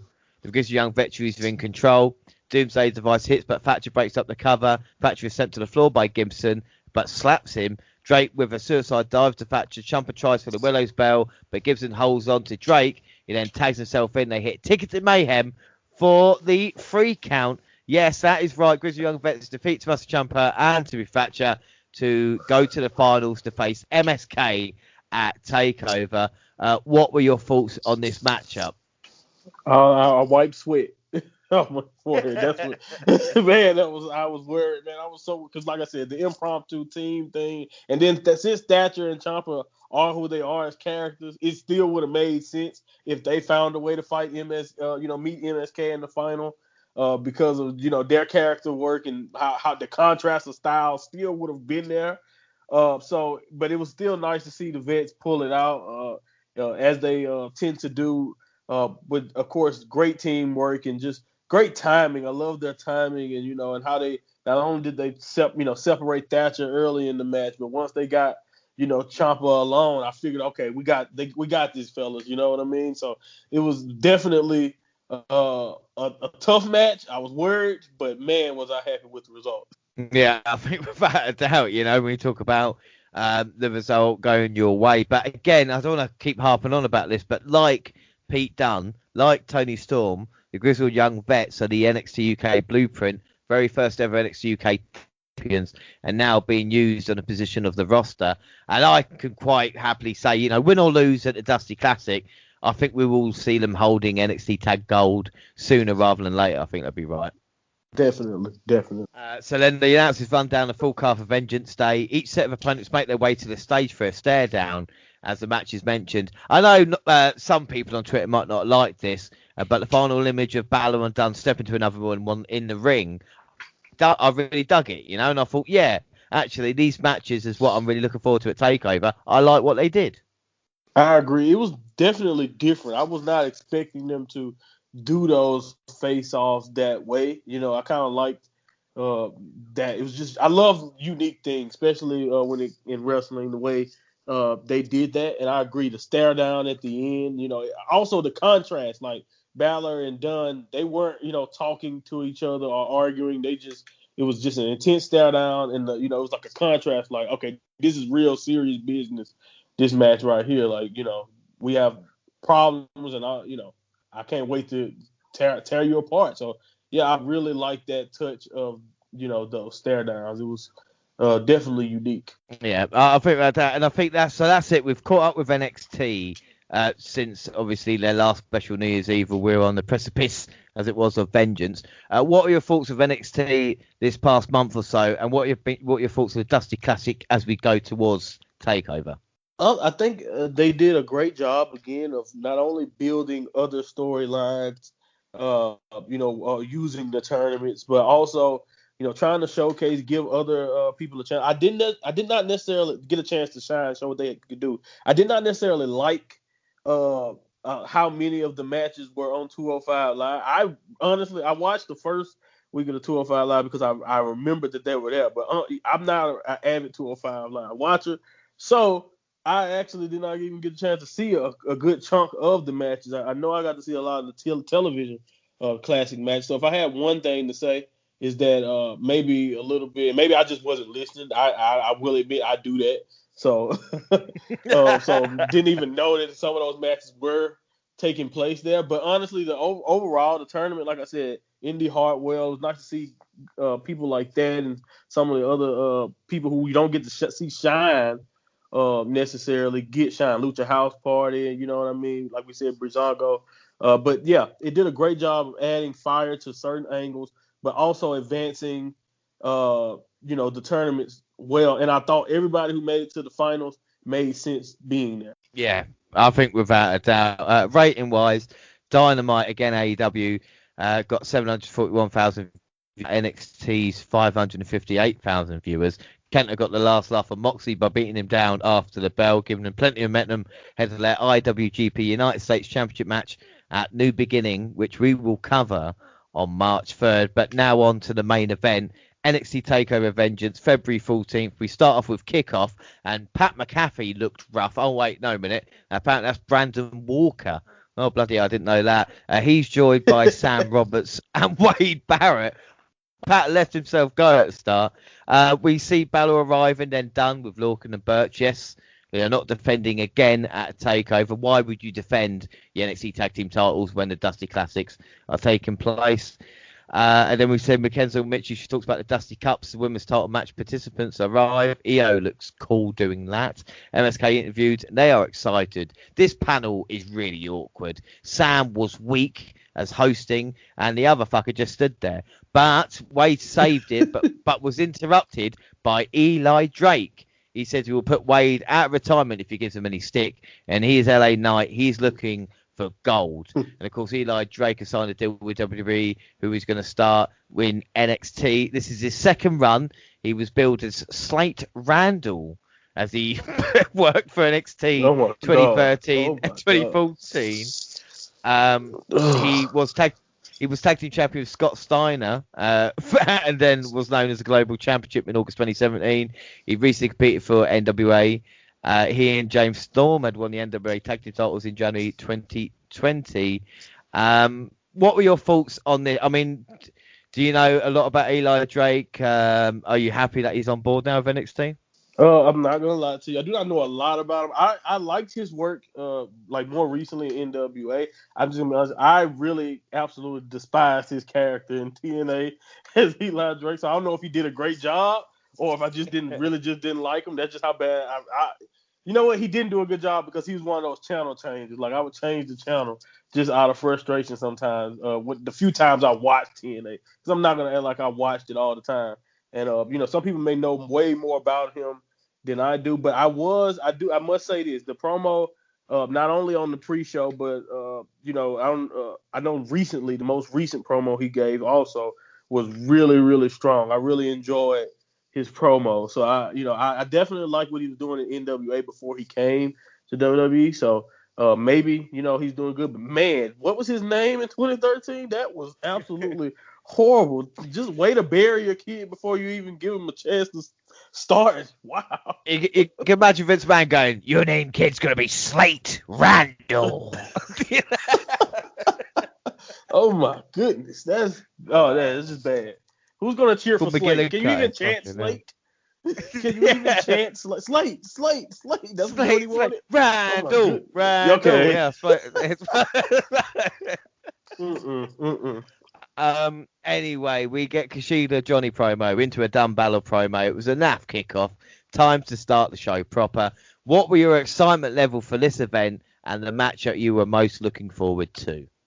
I was very excited. Other than the name that I had to kind of get it. I was like, oh, okay, Vengeance Day, all right, whatever.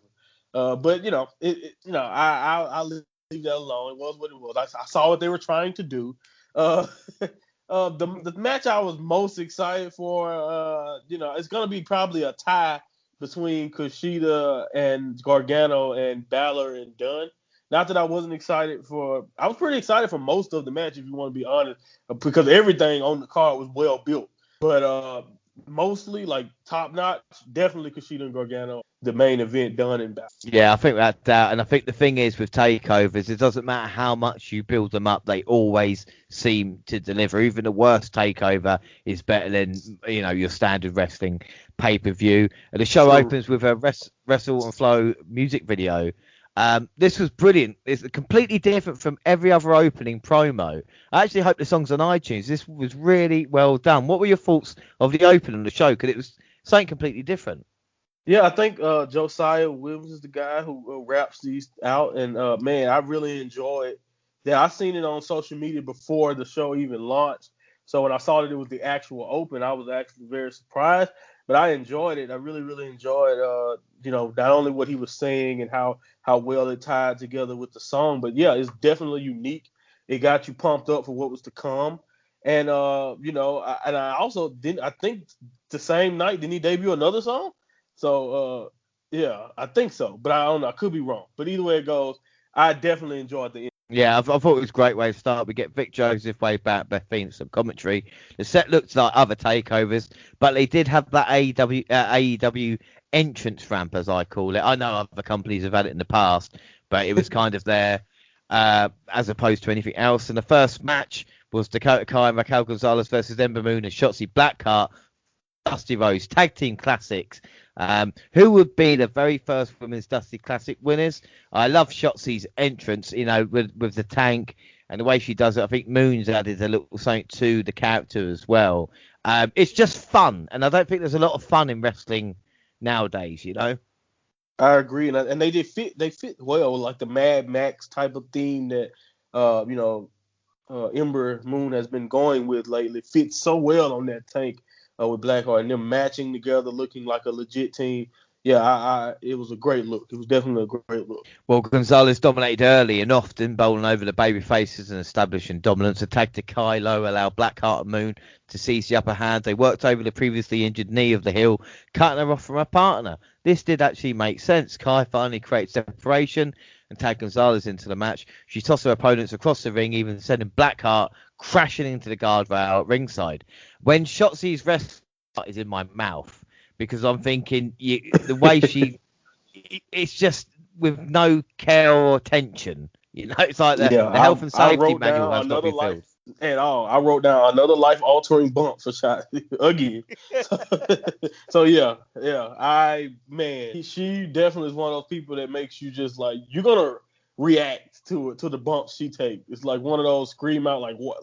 Like, man, she makes me feel like I took the bump with her. Like, if you see what I'm saying. Yeah. That's how bad it is. Yeah, it's true, though. The Moon manages fend off the heels, though, and hitting the clips, but Kai gave her partner enough time to kick out. Shotzi recovered in a hot babyface comeback sequence. A tope suicida and a springboard code red to Gonzalez earned a babyface a near fall for Blackheart and Moon delivered a modified Doomsday device to Kai on the floor. Fuck me, that was brutal.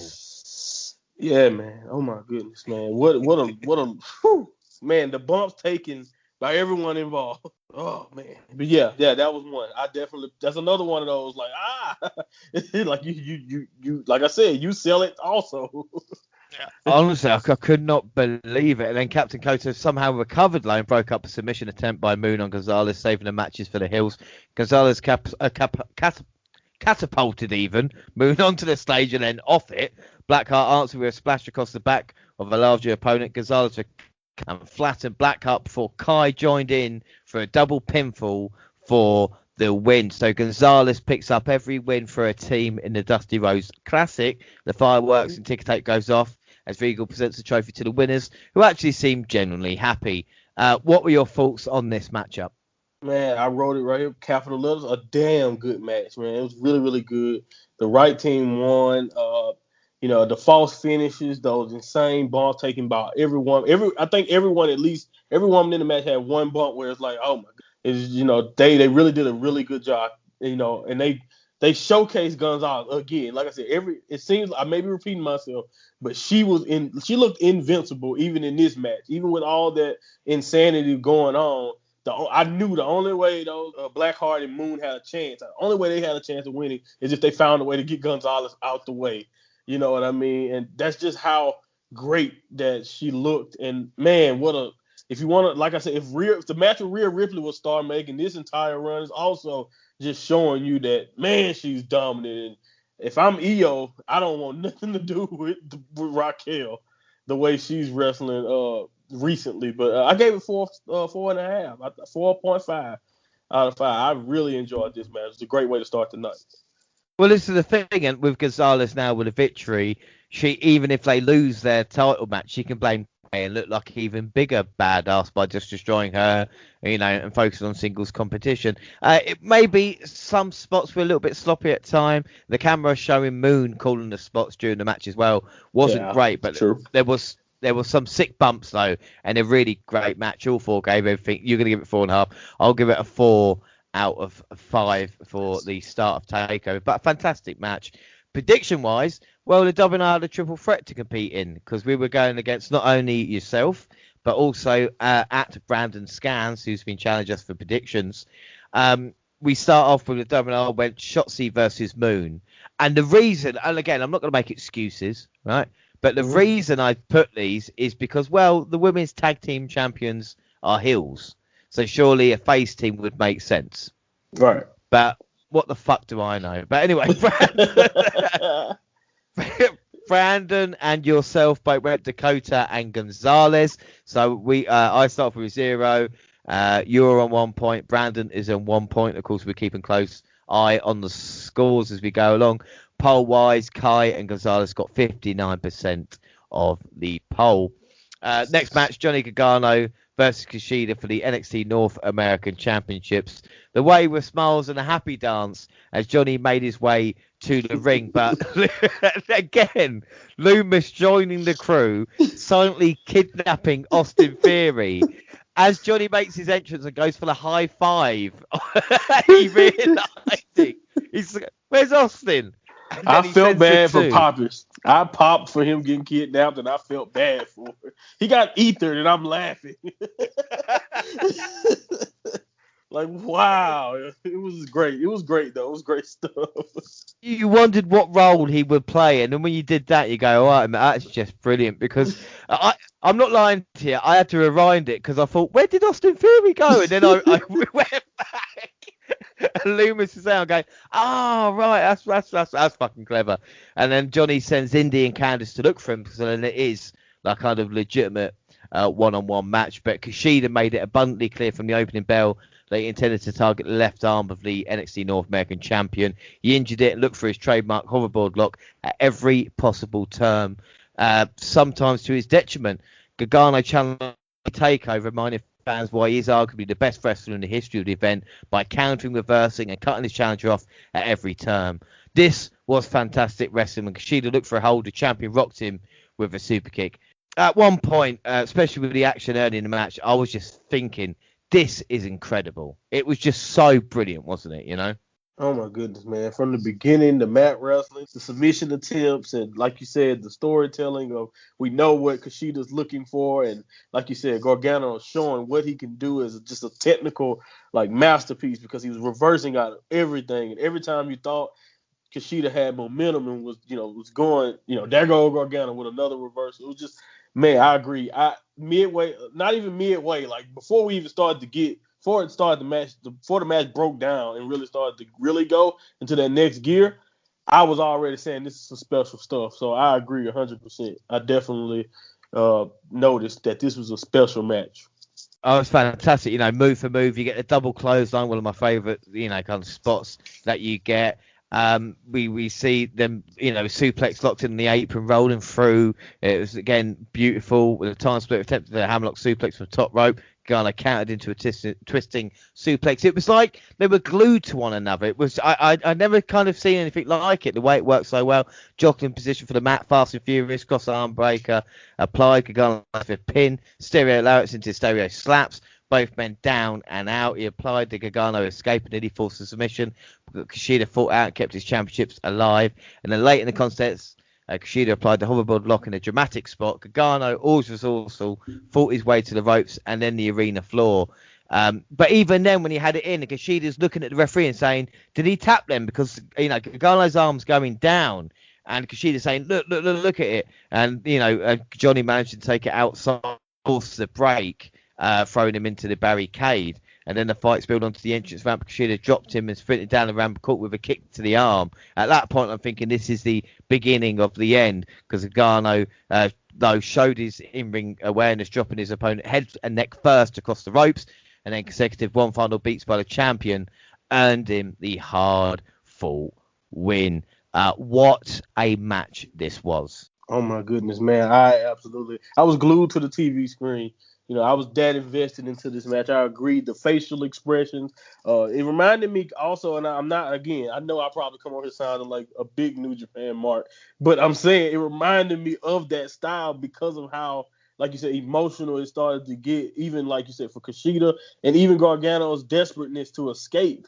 Kushida was definitely reminiscent of some things I've seen, especially the submission style of a lot of wrestlers in New Japan. But from that long running start arm kick, man, I popped. That was an incredible moment for me. And down the ramp and kicking the arm and using the ropes to escape. It was a reversal I was not ready for. You know what I mean? It came out of nowhere, but it was so cleverly done. And Johnny Takeover was on display. And, he won the match with no funny business, because of what Loomis did. There were no distraction. If you want to say using the rope is kind of dirty, I don't know. It seemed kind of legal. It was legal to me. So I like it. I thought it was straight up too, those spike DDTs. I honestly thought this is another Takeover classic for Gargano. Man, I can watch this match any day. I was happily wrong that Kushida, about picking Kushida in this. I really, really was happy with Gargano's performance and Kushida's performance also. I think this elevated him, showing what maybe people who aren't familiar with what the Time Splitter can do, maybe some people were enlightened and awakened to what he can do.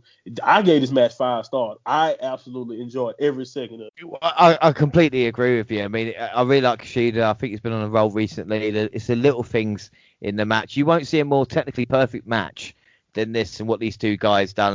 And again, it's Johnny Takeover arrived, and it's like a Shawn Michael, Mr. WrestleMania, whatever it's comparison. There was something in his eyes. But Kushida tonight, or as the event happened, matched him. And when it happens, it's like it's a work of art. They talk about canvas, painting the picture. That's what they did. This is why everybody loves professional wrestling. If you didn't like the match, then stop watching wrestling. I gave that a 4.95 out of 5. The only reason I didn't give it a 5 is because I thought there's Finn Balor versus Pete Dunne later, and I don't want to. I don't want to say this is it, and then have to change it maybe a little bit long. Prediction wise, WNR are having a shocker. We put Kushida. He had all the momentum. Maybe we should have known. Brandon went Johnny Gargano, and of course you went Kushida. So at this moment, WNR on 0. Monty is on 1 and Brandon is on 2. Polls, Gargano got 57% of the result, which again is not that surprising. And then backstage we see Mercedes Martinez, Tony Storm and Io Shirai preparing for their matchup. And our next match is the Grizzly Young Veterans, James Drake and Zach Gibson versus MSK for the Dusty Rhodes Tag Team Classic Finals. Like I said, for the second consecutive year, your picks are in the finals for the Dusty Tag Classic. Zach Gibson cut his usual entrance promo to the ring. And it's such a great promo as well, not only from Zach Gibson, but the building up to the final match. It made you think that NXT actually cared about tag team wrestling, I agree 100%, man. It felt like one of the more important matches on the card. I did immediately, though. The first thing I wrote down was, man, what a tough match to follow. But I was definitely still looking forward to this match, and I agree. For some, like I said, for a brand that for the most part seems to be lacking in the tag division, they definitely built this one up the right way. Yeah, without doubt. Well, Double Team City clears the ring. Wes off the ropes. Suzuki Special takes him out. Nash follows with a plancha. Gibson cuts him off the ring with an elbows and a neck breaker. And then Gibson and Drake isolate Nash Carter early in the match, cutting him off from Wesley. Using quick tags, they push their opponent into Carter. Ducked a heel kick by Drake and finally made the hot tag to Lee, who sparked an energetic babyface comeback. Lee wiped out the opposition with a plancha over the ring post. This was lovely stuff, landing on his feet. You talk about a hot tag. Doesn't get any hotter than that, does it really? Oh, my goodness, man. Again, I don't want to repeat myself, but see, that's my point. He does something absolutely insane on every one of them, you know. And, man, like you said, that's the only thing I can really say about it. It's just like another one of those moments where it's like when he gets in the ring, this match is on another level now. It is something else. We see a running knee to the and Rock Lee. Gibson delivered Helter Skelter and Drake followed with a 450 splash, but the combo only kept the Zenit babyface down for 2. Carter re-entered the ring and delivered a standing shootstar press. Lee added a reverse Rana to Drake. The game of one-upmanship continued as Drake slid across the ring for a doomsday device on the arena floor to Lee, and then an assisted backstabber combo failed to put Carter away. MSK recovered and rocked the opposition with stereo super kicks for Lee finished with a springboard net breaker for the win. And then MSK get the ticker tape fireworks and Regal on the stage. Really, really good stuff. What were your thoughts on this matchup? Man, I love MSK. Again, the teamwork, the speed, and again, the creativity. And, you know, the announcers, though, you know, honestly, the announcers, once they started focusing on more personal stories about Carter's father and, you know, MSK's background as a whole, I definitely immediately was worried for Grizzly Young Vet's chances. And, you know, and I was proving, my worries were proven true. You know, they used their GYV used craftiness to have the advantage for a while. And like you said, it was definitely some one-upsmanship, you know. But that Suicide Doomsday device almost made me want to give this match 4 stars alone by itself. And, you know, like that fighting spirit at the end from Carter when he seemed to be alone. But when it was at that moment, I was like, yeah, MSK has to win this match. This match was built perfectly for them to win. It was just another damn good match. I had to give this one 4.5. I was rooting for GYV hard, but I cannot be mad at that story. And Birch and Lorcan, yeah, better watch out because I can see MSK pulling off an upset possibly. Who knows? Yeah, I think about that, and it's a shame, like I said, your team. But I mean, to be losing finalists is not bad at all to go out on. You know, it's not like they got knocked out in the second round to, you know. But I'm saying. You lost to the winners, though. You lost to the winners. Yeah, we got knocked out for the team that won. See, we both lost to the winners, so we can't feel too bad. That's true. I didn't think about that. These two teams can feud over the tag gold for years to come if they want. You know, there's a shed load of chemistry, between these two teams. Yes, I agree. I think this can be, like you said, a few.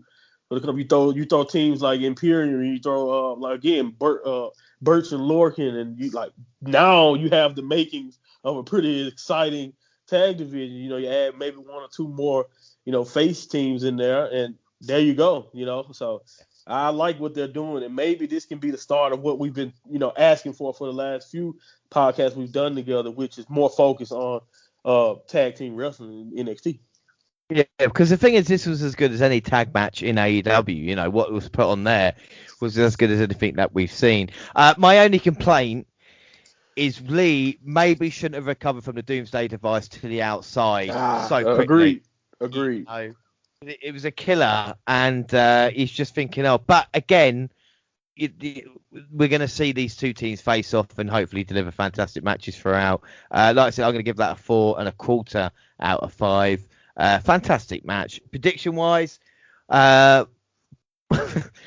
went Vets, Brandon went Grizzled Young Vets, and of course you went Grizzled Young Vets. So no one saw MSK winning there. So the scores are still Brandon 2, Monty 1, and us on 0. So we are 0 for 3 when it comes for matches at this moment. The prediction king, ladies and gentlemen.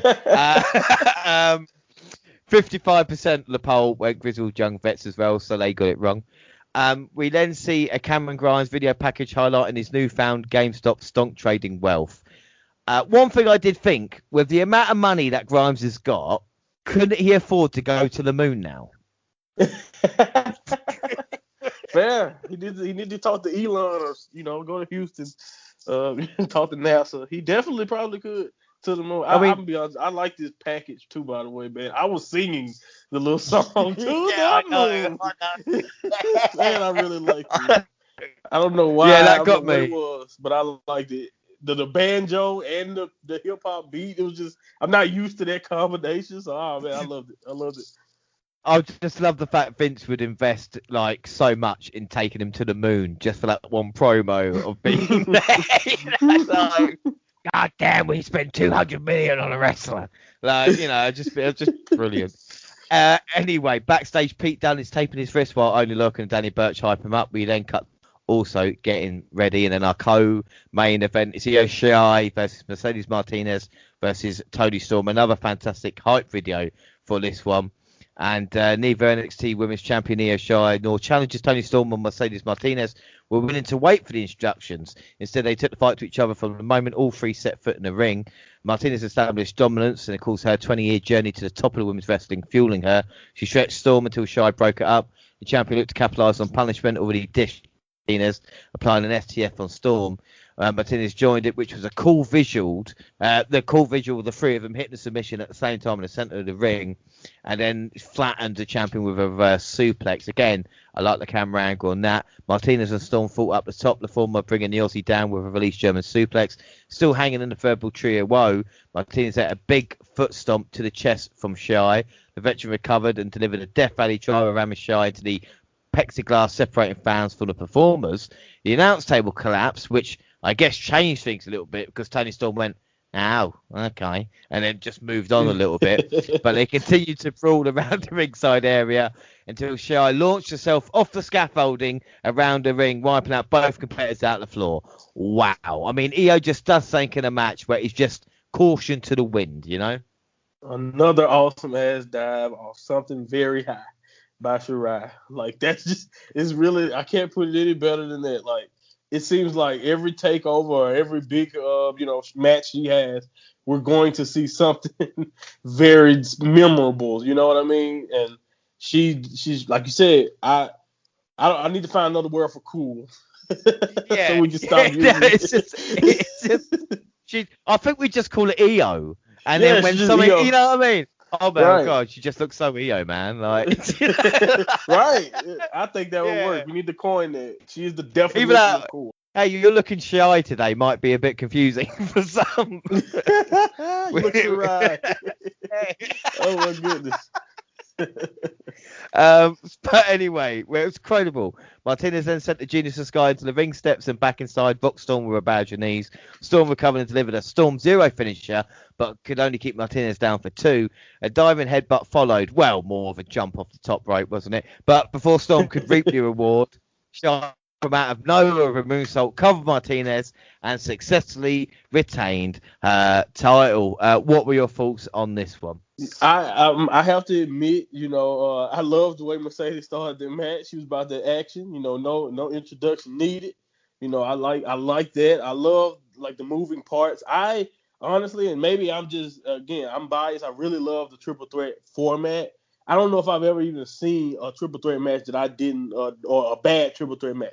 I'm not saying they don't exist. If so, please, tag me in it. Let me see a couple because I like some. Well, okay, never mind. If they're too bad, don't tell me about them. Just let me keep my imagination intact.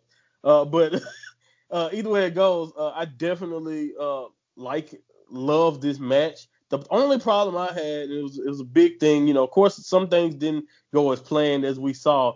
The finish let me down a little bit because I thought the match was going great, but the finish felt, abrupt, if you know what I mean. It just came out of nowhere. I thought it could have been a little bit more of a dramatic thing, more false finishes maybe, but it was still a good match. So I thought it was about 4 stars maybe, and I do not mind EO retaining at all. No, not at all. But again, my only thing was it felt more like single matches than it did like all 3 at once, and sometimes I agree.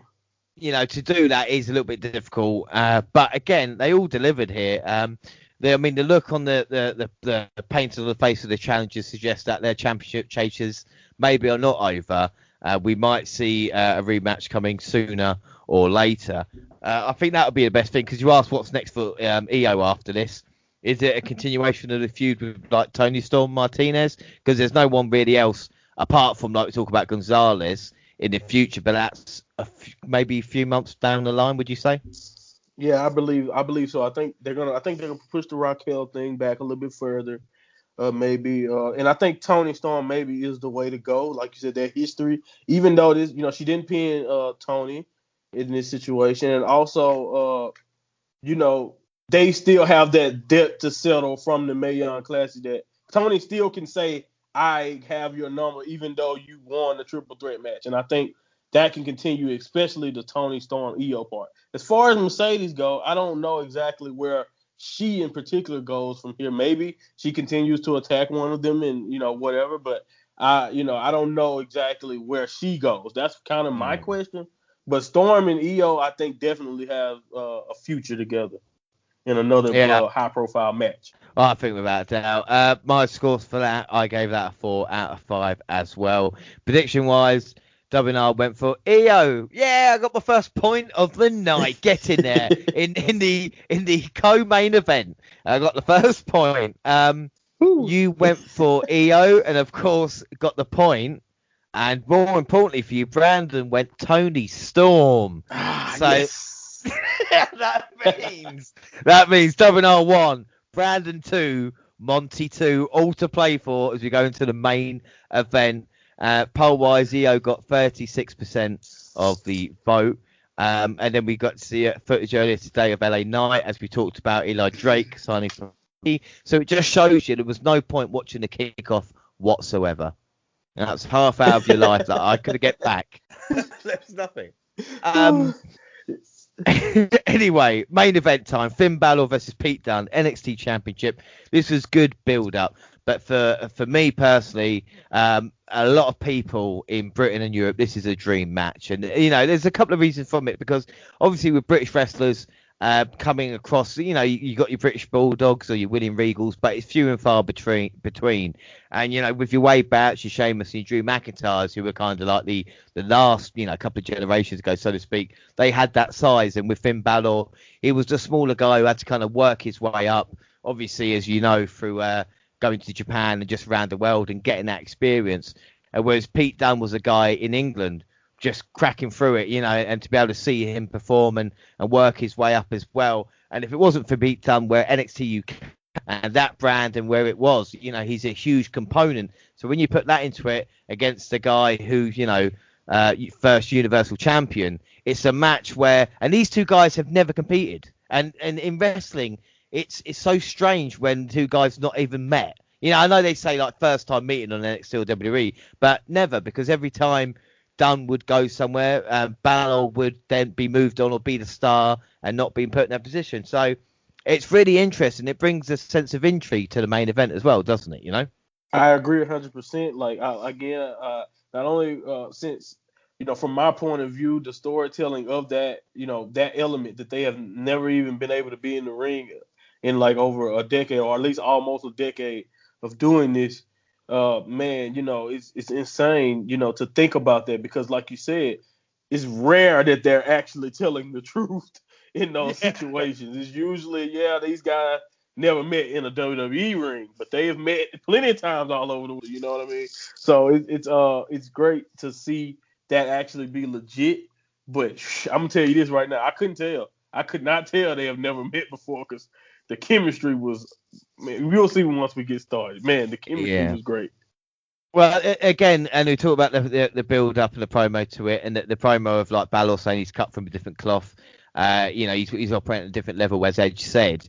And, Dunne saying he just sees like the poster boy with a glass straw. It's a fantastic story. It's big fight feeling. We get the foreboding music, the dun dun dun dun dun dun dun dun dun, which I think just adds more to it as well. Huge chant for Dunne. Only 27 years old as well. The world is in front of him, and we see early grappling gave way to each competitor focusing his attention on a targeted part of his opponent's anatomy. Balor focused on the knee and neck, while Dunne targeted the jaw, fingers, and shoulder of the NXT champion. This vicious. Everything that these guys did. I'm never bored in a Pete Dunne match because it's the little things. It's even when they're fighting for submission and he's trying to turn in one way and Balor knows if he goes into that, he's going to get caught by it. You know, I know we saw it in the Kushida-Gargano match, but this is kind of a more European British style to it as well, if you know what I mean. Exactly, I agree, and I cringe every time Pete starts manipulating joints. You know, his, even like you said, his transitions between submissions and just the the mat wrestling that he do. He did a shoulder lock that made me scream out in pain, like literally just looking at it, like, oh my goodness. Like I agree 100%. Every little thing done. That's what I like. Like you said, every little detail that he does adds an element to the match that it just invests you completely into what's going on. Yeah, it was incredible. Balor trapped Dunne into an STF looking for a submission win, where the challenger grabbed hold of his fingers and jammed them into the mat. I mean, bloody hell. You talk about you like I said, you watch it, you go, oh, fucking hell. Like, oh, yes. like, oh my goodness. I did that multiple times in this match. Just like, what the fuck? Just like, fuck. Like, it was plenty of times. It sounds like someone's listening to you, just like you got Tourette's or something like that, because you go, fucking hell, Jesus, shit. Like, you know, exactly. No, I'm watching NXT. It's fine. No, right. I'm fine. Everything's fine in here. Oh, fuck. Yes. Anyway. But his knee was still smiting from the focus attack by Balor. Dunne stumbled across the ring, but still managed to down Balor with a set-up powerbomb for a close 2 count. Dunne stomped the shoulder and then the fingers before Balor answered with a shot to the knee. Balor delivered a shotgun dropkick and scaled the ropes for the coup de grace. Dunne caught the Prince coming off the ropes with an angled choke, which was brilliant. He sapped the fire out of Balor with a hold, but the champion still managed to reach the ropes, forcing a break. Balor unresponsive. At this point, I think the ref maybe should have called for the bell because Balor is not responding whatsoever. Dunne's got kind of beat. Maybe a little bit of, I want to say, an experience from Dunne because, yes, he has been in NXT UK and fought these types of matches. But in this kind of environment, maybe should have gone for the cover straight away rather than trying to pick up Balor. Maybe that's what I hope they're going for, if you know what I mean, in my mind. But anyway, Dunne attempted to put his opponent away with a better end, but Balor countered his attempt in 1916. Dunne delivered more joint manipulation and used Balor's own arm to perpetrate a low blow, which again, so clever. The Bruiserweight delivered a bitter end, and at that point I thought this could be it, but Balor managed to kick out just at, you know, they say like 3 3/4. This was 3 28 8, whatever it is. I don't know, man. I don't know. It was close. Very close, though. Very close. I agree. I thought it was over. I thought it was over. I did. Yeah. I was about to say, not many men have got their shoulder out or managed to kick out of that, and you see a frustrated Dunne trying for a powerbomb, but Balor countered into a DDT, and it's the way Dunne sells it as well, and the way Balor hits it, and Dunne just goes like face first, collapsed into the canvas, which is just a fantastic visual. But Dunne still has Finn's hands, which is again they talk about like they just can't be separated. Foot stomp managed to get the separation. The champion removed Dunne's mouthpiece in one act of gesture, rocked him with a low dropkick to the mouth and added the coup de grace. The 1916 finished him off, and Balor retained. What are your thoughts on this matchup? Absolutely. Just, oh, man, it's just perfect, man. Again, I mentioned cringing at the joint manipulation and the way Finn Balor was. I don't even know if I would consider it selling. I guess it was selling, but he sold the fingers, especially after the match, the way he was holding his hand. And it was just, I saw a lot of great memes and GIFs on Twitter after, just like how hard like Finn Balor, you know, having to put his hands in ice for the rest of the week, and just all types of just funny jokes about how, you know, he had the whole, he barely could hold a belt. That's how well he was selling what had happened to his fingers. Like, it felt like Pete was going to not leave any fingers left for any usage. It was really, really great. The counters, the submission wrestling from both men, just a perfect package of striking and viciousness, and like they were creative about the viciousness. Like you said, Pete Dunne, keeping the wrist control consistently throughout, even like you said, great reversals and comebacks from Finn. That coup de grace to a triangle hold. I don't know if I've ever even seen that reversal for that before. So that was great. It was just really, really good. I enjoyed it. It was very brutal. And honestly, I think we have 2 5-star matches. Like you said, that's why I kind of 100% agree with why you gave Kushida 4.9, because I could not give that 5 stars and not give Dunn and Balor 5 stars. So that's really how much I enjoyed both of these matches for similar, but at the same time, different reasons, because that's all. I love how similar those matches are, but at the same time, they're completely different because of the little things, if you know what I mean. But again, and to make to the point that you made earlier, as well as the fact is Kushida and Gargano have been feuding now for the past 3 or 4 months. You know, they've worked together in matches. They know each other. This is the first ever meeting between these two, and it ended up like that. Oh my goodness! Yes, insane, man, insane. Like, yes, I was very impressed by that. I mean, for me, this is what British wrestling is. You know, you talk about your Jackie Pallows back in the day, your Johnny Saints, your William Regals, your Fit Finleys, you know, and these two guys, you know, Pete Dunne.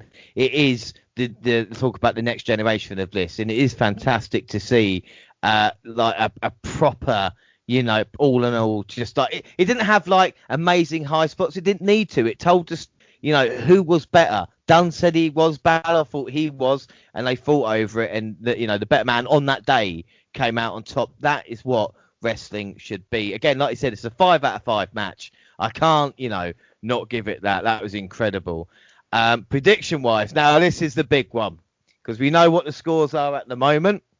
So the WNR will get us out of the way first. WNR picked Finn Balor, which is fine.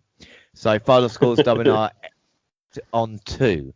So now it's down to Brandon and Monty. And Monty, of course, went Finn Balor.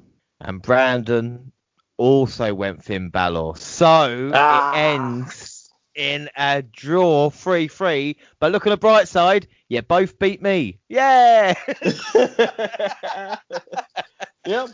Again, I mentioned this earlier. I'm taking solace in another victory. Of course I wanted the victory, but I'm not mad. I'm gonna be honest with you. When you said that we were tied going into this, I gave myself little prayers like, please tell me he picked Dunn. Please tell me he picked Dunn. Please tell me he picked Dunn. But you know, again, I can't be mad at that. Like you said, we beat you, so that's good.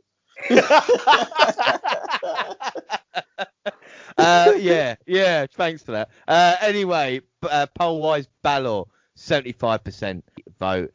And then after the match, well, only Lorcan and Danny Burch attacked, leading to a 3-1 beatdown of the champion. But the Undisputed Era hit the ring, making a save. Like we've seen before, Kyle O'Reilly assured Balor he was cool with him, only for Adam Cole to shock them both with super kicks. The former champion walks away seemingly disgusted, leaving Roderick Strong to wonder what he just witnessed and what it means for the most dominating faction in company history. What are your thoughts on that?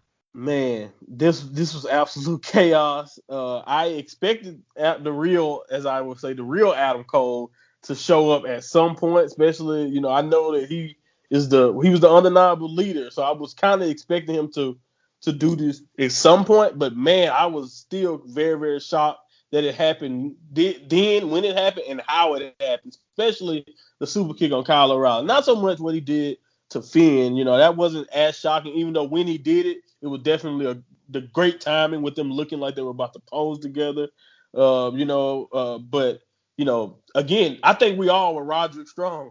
After that, Roderick Strong sold it perfectly. His face was, I think me and him were making the exact same face when it happened. Like, we all were like, what the fuck is going on? What's going to happen? Like, what's next? Like, what does this mean? Like you said, for the Undisputed Era. And I really enjoyed that, though. It was great. It was a great moment. And I think we're looking back on it. We're going to look back on that moment as the beginning of a very, very strong Kyle O'Reilly, Adam Cole feud. Yeah, but this is the thing. And then I think this is what takeovers are so great about, because, you know, we'll talk about the incredible action on show, but it's like the cherry on top. It's like the old takeovers of the Undisputed Era debuting and attacking Drew McIntyre after he, you know, retained the NXT title. DIY, you know, Tommaso Ciampa turning on Johnny Gargano. This is another one of those moments at a takeover that seems to happen And I think this takeover tonight had kind of everything. We've seen like they used to do a guy in the crowd. We've seen Eli Drake's gonna, debut here, and we've had that angle, like you said, and it completely changes where NXT is gonna go in the next couple of months now as well. I agree 100%. I think that's one of these. I don't know if it is a written rule, but it feels like an unwritten rule. You never cut off takeover. Exactly. Like you keep watching, even if they show the little logo at the bottom, you keep watching until that screen cuts to black, because something could always happen at the end of a takeover. No celebration is usually without some teaser of the future, so it's always exciting to watch that. And I think that's a great element to have. It's something that not only the main roster, but even other companies lack, is that element of, okay, something could happen at the very tail end of this show. Let me keep watching. And I'm always hyped to watch takeovers through and through, because like you said, we're guaranteed to see something special, whether it's in the ring or whether it's storytelling. Yeah, and also I love it because you always get those people who kind of leave, either before the match ends, or, as they're just walking out to leave at the arena early or turn it off early. And I love the fact that they'll be watching, TV the next day and be like, what happened at the end of the takeover? Oh no, I turned it off. And he'd be like, yeah, serve you right. Exactly. Yeah, stick with it at the end. So anyway, match of the night. This was an incredible takeover. We're going to talk about it. I mean, the scores. 4.5, 5, 4.5, 4, and 5, and they're your scores for the matches. Mine's 4, 4.95, 4.5, 4, and 5. It, like I said, the matches itself were fantastic, and you had. Is it fair to say 2 legitimate match of the year candidates here as well? I agree 100%. Even though, and that's not necessarily common on the same show. Two matches that could, definitely go down as matches of the year. I wouldn't be mad if either one. Honestly, maybe I'm leaning more towards Dunn and Balor, but I wouldn't be mad if anybody told me Kushida Gargano was a match of the year off this. It was just great. Like, I agree 100%. Overall, for the whole show, I had to give it a 9.5 out of 10, and it was just that enjoyable. I enjoyed everything about it, like from the segments, like you said, the music spots, the intro, all the way into that absolute bonkers moment of the finish of the ending of the show. And like, oh man, this just shows you just how special takeovers can be. Even if you don't watch weekly NXT television, you can just come and view takeovers, and I promise you will enjoy every second of it. For the most part. Well, it is the thing, and again, it's 2.5 hours, and it's like you look at it and you go, oh, it's not like takeover sometimes 3 hours, like with the War Games or other pay-per-views, and you go, oh god, but 2.5 hours is a lovely little time. You've got your 5 matches, you've got your 2 and 2, as it were, have a break before the main event if that's how you want to do it. It always kind of works out, always kind of delivered. I would agree with you. I'm going to give that a 9.5 out of 10 as well. Of every takeover that we had, it just had everything. Like we said, it had great matches. It had, not title changes, but we had the award of, the Dusty Classic. We had the shocking moment. We had the arrival. So we've got match and rating. And I just want to say, we usually pick out an MVP, a person who impressed us the most. My nomination for this one, I don't know if you're going to agree or not, is just the entire NXT roster that had a match at this takeover, because every single one of them, it would be unfair to pick out one individual when everybody just gave everything. I agree 100%. Like, it wasn't anything that I had a huge problem with at all from the show. Not any decision, not any like moment in a match. So, like you said, you couldn't give it to Johnny Gargano and then not want to, award Kushida, or not want to award Dunn, or not want to award Finn. Like, I agree 100%. The entire roster deserves credit for this show, because from the beginning to the end, this can stand to be one of the strongest cards. I can't wait to see what the rest of the year has to offer, but they're gonna have to really do something special to stick with that card, because that is special. Like, that's a potential, already network special of the year.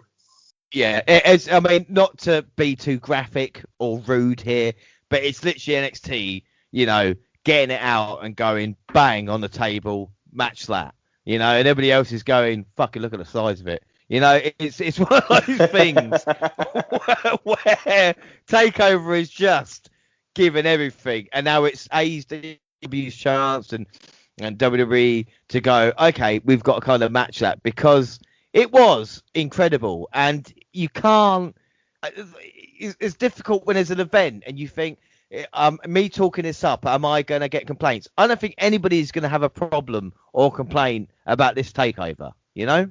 Yeah, I don't know. If you are, again, I think you mentioned earlier, either stop watching wrestling or just shut up and explain your biases that you have against the product, because I don't see how anyone who considers themselves interested in wrestling can watch that show and not come away with their jaw dropped multiple times and just, I literally wanted to do a standing ovation in my house. Like that's how much. Not only that's how much I missed going to shows. That's just how much I was impressed by the card. It was that great. Yeah, it was fantastic, and what a great, like I said, what a great way if 2020 is not been as great as everybody, has been thinking it had been on the back of 2020. At least we've got professional wrestling like this to kind of get us through these dark days, and at a time where everybody needs something. I mean, this is escapism at its best for 2.5 hours. I think that's fair to say. An incredible event. Any final thoughts on this takeover? But I think we've pretty much said it all now, haven't we? Yeah, I think so. And the only thing I will say is that if I ever just, I'm bored or I need some good stuff to watch, or anyone, like you said, those two matches, especially those two, the main event and the Kushida match, but really the whole card, this is something that you will show someone who may not be a fan, and you tell them, watch this, and I promise you, if, like you said, they will come away from this show entertained. And I don't know what else we could say other than it was just another perfect takeover. They could go, I don't know, what about like where this rank all time? Like they have so many strong takeovers. Who knows where this could possibly rank? Like it's up there if you ask me. Yeah, it's definitely shut up there now, and as I said, the pleasure of watching it is probably only joined by the pleasure of having you on the podcast to talk about it, because it's not only the laughs that we're having as well, but it's been able to get into it and look into detail about why each match is as good as it has been as well, I agree. Thank you so much for having me, and I definitely enjoy these podcasts. And 2 hours have passed, and I honestly haven't even really noticed it because I had that much, not only stuff to say about the show, but that's just how deep that me and you can just really get into this stuff. And I really enjoyed every second of the show and watching NXT these last, not only this month, but that takeover, man, it was all of it has been great, and I'm very appreciative of being here, being able to do this with you. Yeah, without a doubt, mate. I am here, and if anybody's listening to this and you're in your car or you've not watched Takeover yet, stop what you're doing, even if you're performing, maybe if you're not performing brain surgery, but when you finish that, go watch Takeover and enjoy it, because it was fantastic. And that is it. Don't forget, before we go, our follow of the week is Glowing Gloria. We're across all social media, Twitter at the WNR Podcast. I'm at the WNRJR. Do you want to just let them know where you are, mate?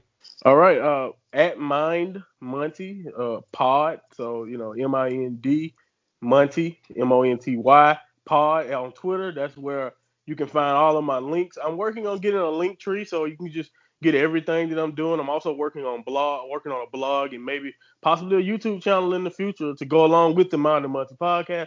But until then, support the pod and hit me up on Twitter. I'd love to talk back with you guys and get to know any more of the people who've been able to listen to me.